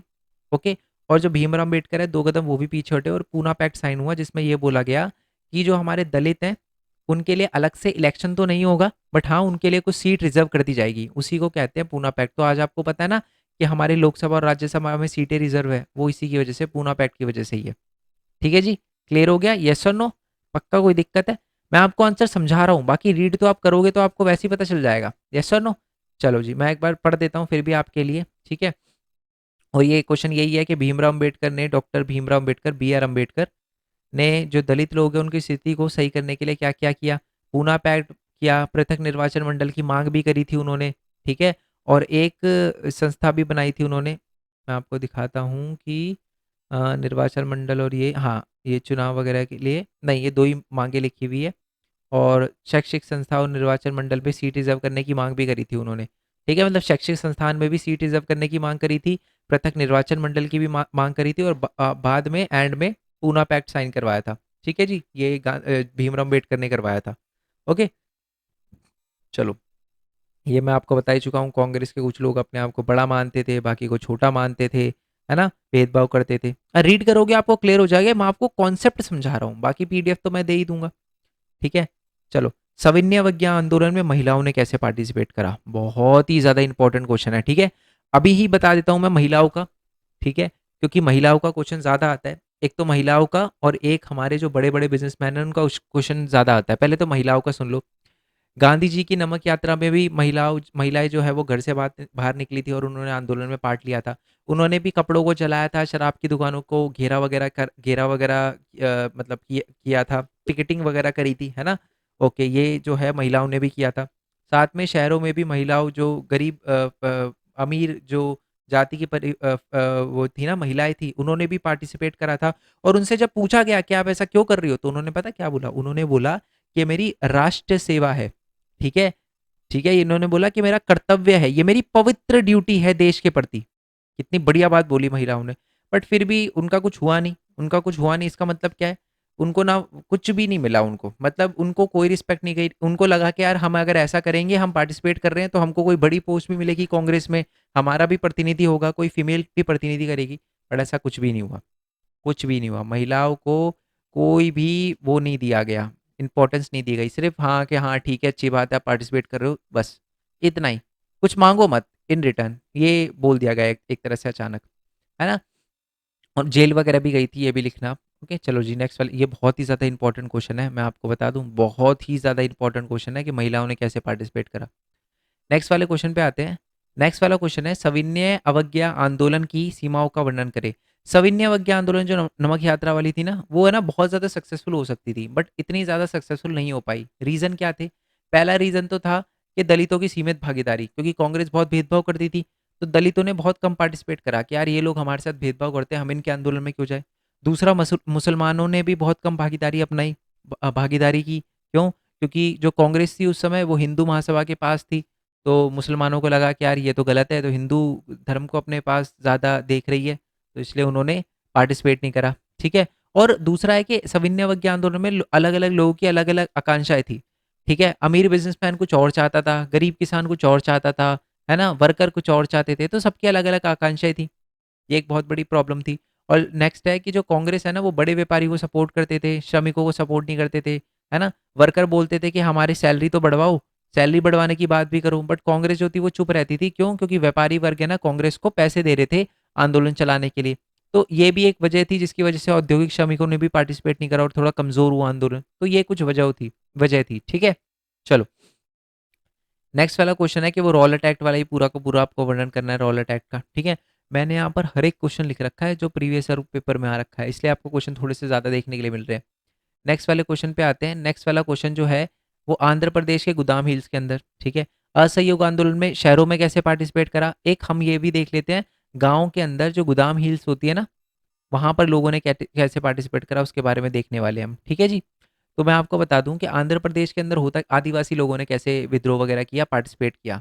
ठीक है, आपसे अलग से भी क्वेश्चन आ सकता है कि आदिवासी लोगों ने कैसे पार्टिसिपेट करा सविन्य हमारे असहयोग आंदोलन में। तो देखो यार, बात ऐसी थी कि आंध्र प्रदेश के जो गुदेम पहाड़ियों के जो निवासी वगैरह थे ना, उन्होंने विद्रोह वगैरह शुरू किया था। ऐसा क्यों किया था कि जो औपनिवेशिक सरकार थी ना, ब्रिटिश सरकार थी ना, वो बहुत पाबंदियां लगाती थी कि आप जंगल में इस वाले एरिया में नहीं जा सकते, अपने मवेशी नहीं चरा सकते, लकड़ियां नहीं ले सकते, ईंधन नहीं ले सकते।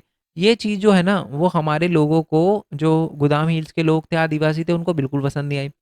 स्थानीय लोगों की आजीविका और पारंपरिक अधिकारों से उनको वंचित कर दिया गया था।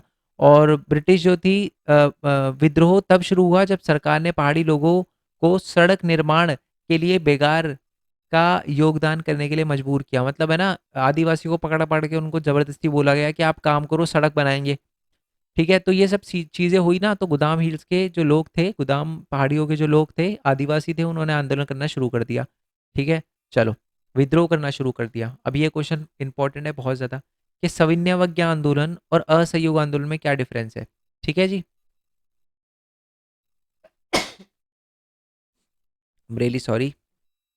आते हैं जी, पहला पॉइंट है कि असहयोग आंदोलन में लोग औपनिवेशिक सरकार के कानून का पालन नहीं करते थे।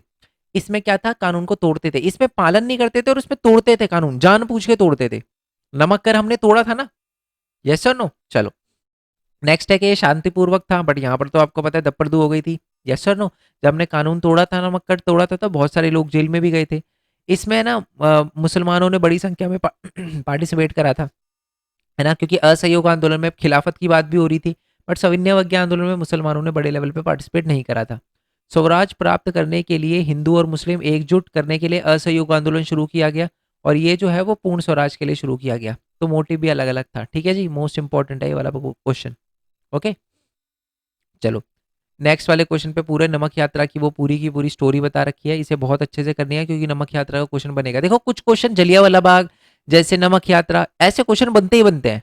ठीक है जी, तो ये तो करने हैं। नमक यात्रा भी आपको अच्छे से कर लेना है। अब वो पूरी स्टोरी है कि गांधी जी ने सबसे पहले 31 जनवरी को लेटर लिखा लॉर्ड इरविन को है ना, बोला डिमांड पूरी कर दो, लॉर्ड इरविन ने करी नहीं, गांधी जी ने फिर 11 मार्च को अपनी नमक यात्रा शुरू कर दी, है ना, साबरमती से शुरू करी थी हमारे दांडी तक, है ना, 78 वॉलंटियर्स के साथ शुरू करी थी, 240 मील का रास्ता था, हर 10 मील में रुककर भाषण देते गांधी जी, और फिर 6 अप्रैल को दांडी पहुंचे और उन्होंने समुद्र के पानी को उबाल के नमक बनाया। ओके, ये वही आ गया। आदिवासी जो किसान थे उन्होंने गांधी जी के स्वराज की धारणा को कैसे समझा, है ना, तो उसमें वही बात लिखा हुआ है कि ब्रिटिशर क्या करती थी, बार बार किसानों को, जो हमारे आदिवासी लोग हैं, आदिवासी किसान हैं, उनको मवेशी को चराने नहीं देती थी, ईंधन इकट्ठा नहीं करने देती थी, और ये बात है ना लोगों को बिल्कुल पसंद नहीं थी। उन्होंने फिर आंदोलन कर दिया, और एक्चुअल में विद्रोह कब शुरू हुआ, जब लोगों को, हमारे आदिवासी किसानों को पकड़ के बोला गया कि जी रोड बनाओ। ब्रिटिशर ने जब ये बोला ना, तो वो गुस्सा हो गए और उन्होंने फिर लड़ाई झगड़ा करना शुरू कर दिया, और उन्होंने फिर पुलिस थानों पर हमला भी करना शुरू कर दिया, हमारे लोगों ने, आदिवासी लोगों ने, ठीक है। और उसके बाद है ना, आदिवासी के एक बहुत बड़े नेता थे जिनका नाम था अलौरी सीताराम राजू। आरआरआर देखी है, कभी नीचे देखना पोस्टर पे लिखा होगा, वो उसमें शायद, जहां तक मेरे को याद है, आरआरआर में अजय देवगन थे। आई एम रियली सॉरी, अभी तक मैंने मूवी देखी नहीं, बट देखूंगा पक्का। और उसमें आरआरआर का रोल शायद, जो हमारे अलौरी सीताराम राजू का रोल जो है, वो शायद, जहां तक मेरे को याद है, वो अजय देवगन जी ने किया है। मेरे को कंफर्म याद नहीं, मेरे को मूवी देखनी पड़ेगी, बट मैंने पोस्टर पे अलौरी सीताराम राजू लिखा हुआ देखा था, ठीक है। चलो, अब क्वेश्चन ये आता है कि गांधी जी ने वो जो सविनय अवज्ञा आंदोलन, वो नमक यात्रा निकाली थी, वो क्यों निकाली थी, ठीक है। और सविनय अवज्ञा आंदोलन के कारण पूछा जाए आपसे कि सविनय अवज्ञा आंदोलन गांधी जी ने क्यों किया था, तो ये कुछ रीजन वगैरह लिखे गए हैं।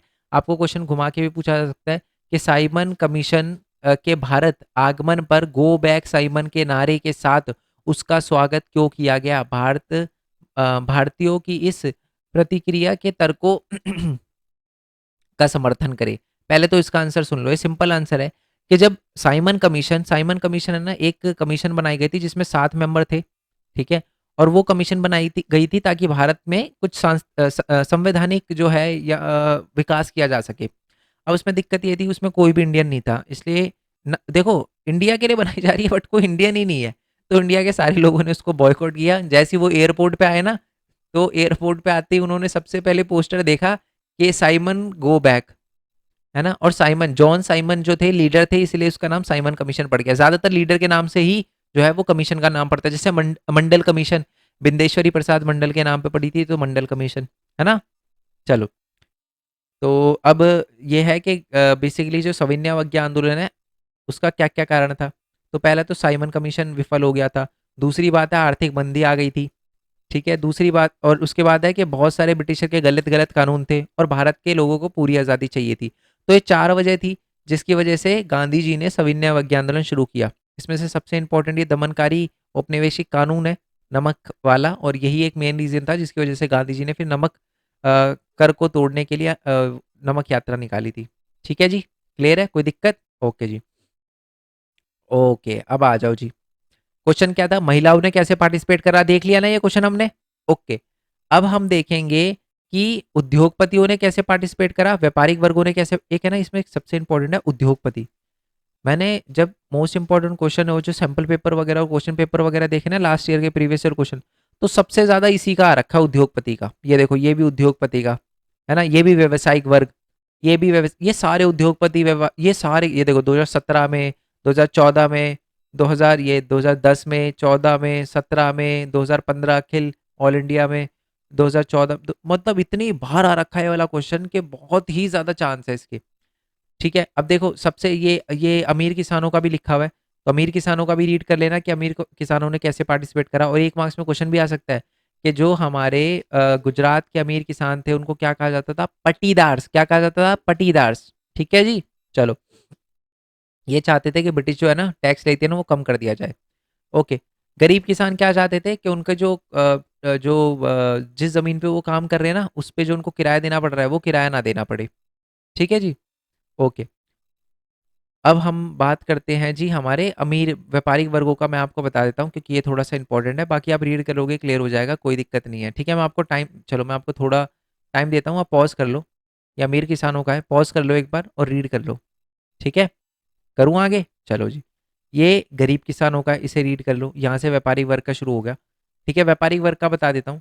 तो सबसे पहले तो व्यापारिक वर्ग जो थे वो किस लिए आंदोलन, असहयोग, सविनय अवज्ञा आंदोलन में उन्होंने क्यों पार्टिसिपेट करा, क्योंकि वो चाहते थे कि जो व्यावसायिक गतिविधियां है ना उसको प्रतिबंध करती थी ब्रिटिशर, तो वो प्रतिबंध ना करे, है ना। वह विदेशी वस्तु से आयात से सुरक्षा चाहते थे, वो चाहते थे कि ब्रिटेन से ना बहुत कम चीजें बनकर आए।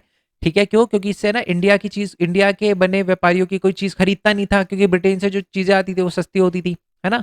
और इसी के लिए जो हमारे एक 1920 के अंदर Indian industrial and commission Congress बनाई गई, और 1927 में एक मार्क्स में क्वेश्चन आएगा, federation of the Indian chamber of commerce and industry, जिसको फिक्की कहा जाता है। एग्जाम में क्वेश्चन आ सकता है कि फिक्की की फुल फॉर्म बताओ, या 90 ये कब बनाया गया था फिक्की, तो याद रखना 1927 में बनाया गया था। ठीक है, और बहुत बड़े बड़े बिजनेसमैन ने सपोर्ट किया था। ठीक है, जैसे कि वो हो गए पुरुषोत्तम दास ठाकुर हो गए, है ना। ऐसे बहुत बड़े बड़े बिजनेसमैन ने जो है वो पार्टिसिपेट करा था हमारे सविनय अवज्ञा आंदोलन में, पैसे वगैरह दिए थे उन्होंने, वित्तीय सहायता दी थी, देखो लिखा भी है, वित्तीय सहायता वगैरह दी थी आंदोलन में उन्होंने। ओके जी, अधिकांश व्यापारियों ने। ओके, बट बाद में ना उन्होंने हाथ वापस ले लिया था, क्यों? क्योंकि उन्होंने देखा यार गांधी जी तो कभी आंदोलन चलाते हैं, फिर रुक गया सविनय वगैरह, फिर चला, तो फिर ये बात है ना उनको अच्छी नहीं लगती थी, तो इसलिए वो इतने ज्यादा एक्साइटेड नहीं थे अब। ठीक है, क्लियर हो गया। चलो जी, अब आ जाते, ये मैं टाइम देता हूँ, रीड कर लेना ये।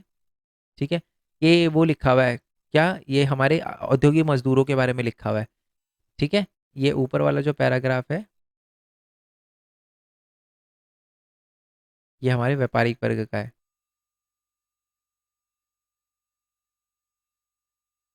ओके, 5 नंबर का भी क्वेश्चन आ सकता है, इसलिए मैंने बड़ा लिखा है। ओके, अब आ जाते हैं इस चैप्टर के लास्ट और सबसे ज्यादा इंपॉर्टेंट क्वेश्चन पे।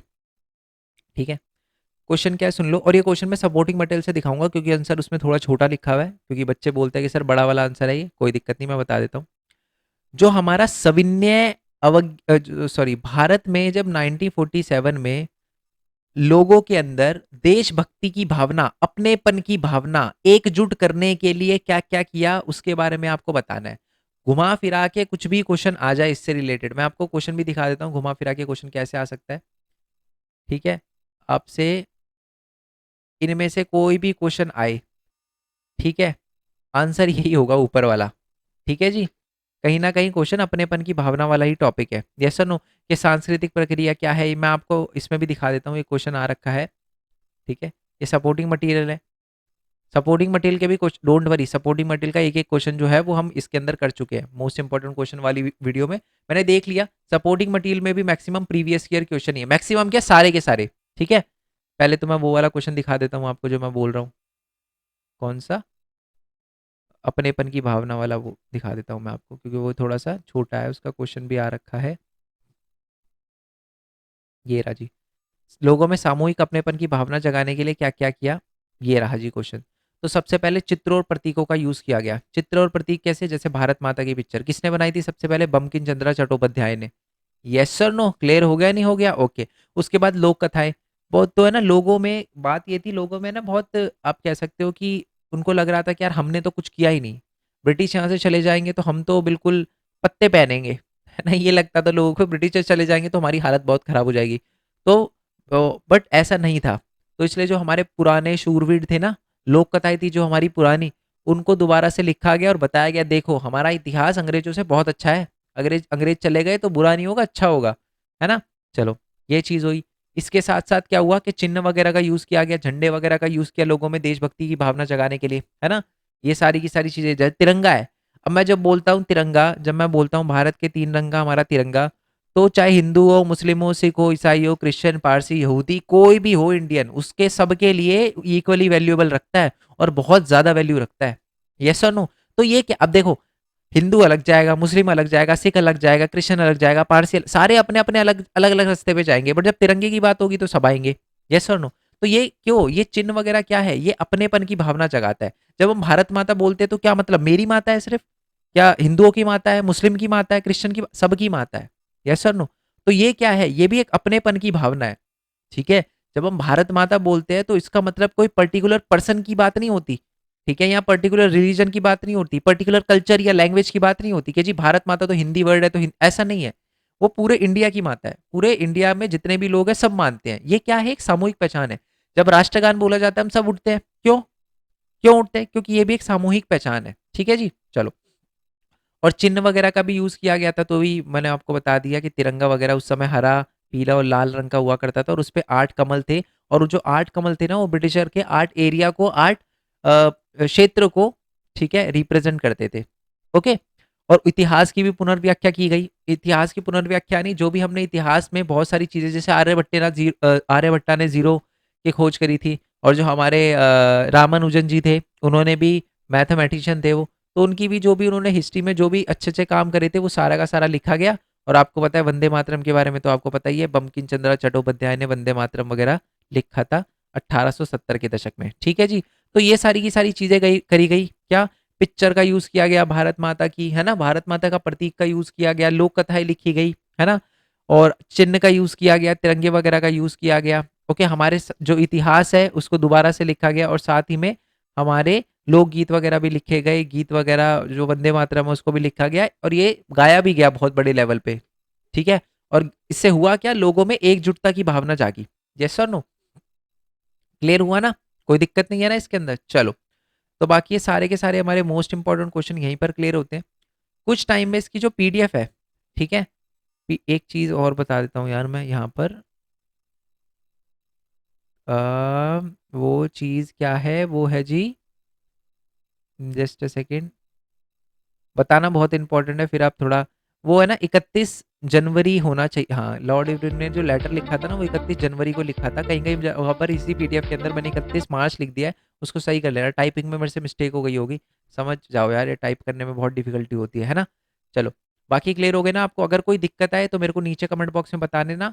इस चैप्टर के वीडियो को, मतलब जो इस चैप्टर के एमसीक्यू है, उसको देखना बिल्कुल मत भूलना। ठीक है जी? बाकी इस चैप्टर के मोस्ट इंपॉर्टेंट क्वेश्चन जो है वो हो चुके हैं। चैप्टर की अगर वीडियो देखना चाहो तो देख लेना। मेरे को पता है कि अगर आपने ये चैप्टर बेसिकली नहीं करा होगा ना, तो आपको दिक्कत पक्का आएगी। तो इसलिए चैप्टर को थोड़ा बहुत समझ लेना। और बाकी जो हमारे डिफरेंट डिफरेंट चैनल है, जैसे मेन पॉइंट टेक, ठीक है, पहले तो मैं मेन पॉइंट टेक के बारे में बता देता हूँ। मेन पॉइंट टेक पे बेसिकली मैं अर्निंग से रिलेटेड वीडियो बनाता हूँ कि एक स्टूडेंट कैसे अर्न कर सकता है, एनिमेशन वीडियो फोन से, लैपटॉप से कैसे बना सकता है, उसको यूट्यूब पे अपलोड करके कैसे अर्न कर सकता है, ये सारी की सारी चीज़ें बताता हूँ। तो चैनल को सब्सक्राइब कर लेना, एग्जाम के बाद इस पर बिल्कुल धुआंधार वीडियो आने वाली है। ठीक है, बहुत सारे बच्चों ने $100 अर्न किया, तो उनको बहुत बहुत बधाई। और बाकी ये जो हमारा ब्लॉगिंग चैनल है, भरत कुमार खोरवाल, और इसमें मैं डेली लाइव आ रहा हूँ। आपके एमसीक्यू वगैरह हम यहीं पर करते हैं, दिखा दूं? ये देखो लाइव, 5 घंटे पहले, 4 घंटे ये लाइव लिया है मैंने। Yes sir no? ये तो चलो 7 सेकंड का है, ये तो, ये नहीं है, ये वाली मेन लाइव है ये। ठीक है, तो 4 घंटे पहले बेसिकली मैंने लाइव लिया था, एक दिन पहले लाइव लिया था, 3 दिन पहले। ये क्या हो रहा है, लाइव हो रहा है, एमसीक्यू वगैरह करते, उससे पहले हिस्ट्री का ही लिया था। ठीक है जी? तो चैनल को सब्सक्राइब कर लेना इस वाले, इसका लिंक नीचे डिस्क्रिप्शन में दे रखा है। और बाकी जितने भी चैप्टर, उन सबके मोस्ट इंपॉर्टेंट क्वेश्चन, एमसीक्यू और चैप्टर की वीडियो, सबका लिंक आपको नीचे डिस्क्रिप्शन में मिल जाएगा। All the best for your exam. बाकी चैप्टर की वीडियो भी मिल जाएगी आपको। तब तक के लिए thank you so much. Telegram channel join कर लेना, main point study 10 Telegram channel का नाम है। मिलते जी नेक्स्ट वीडियो में। जय हिंद, जय Bharat, Vande Mataram. Thanks for support. Bye bye.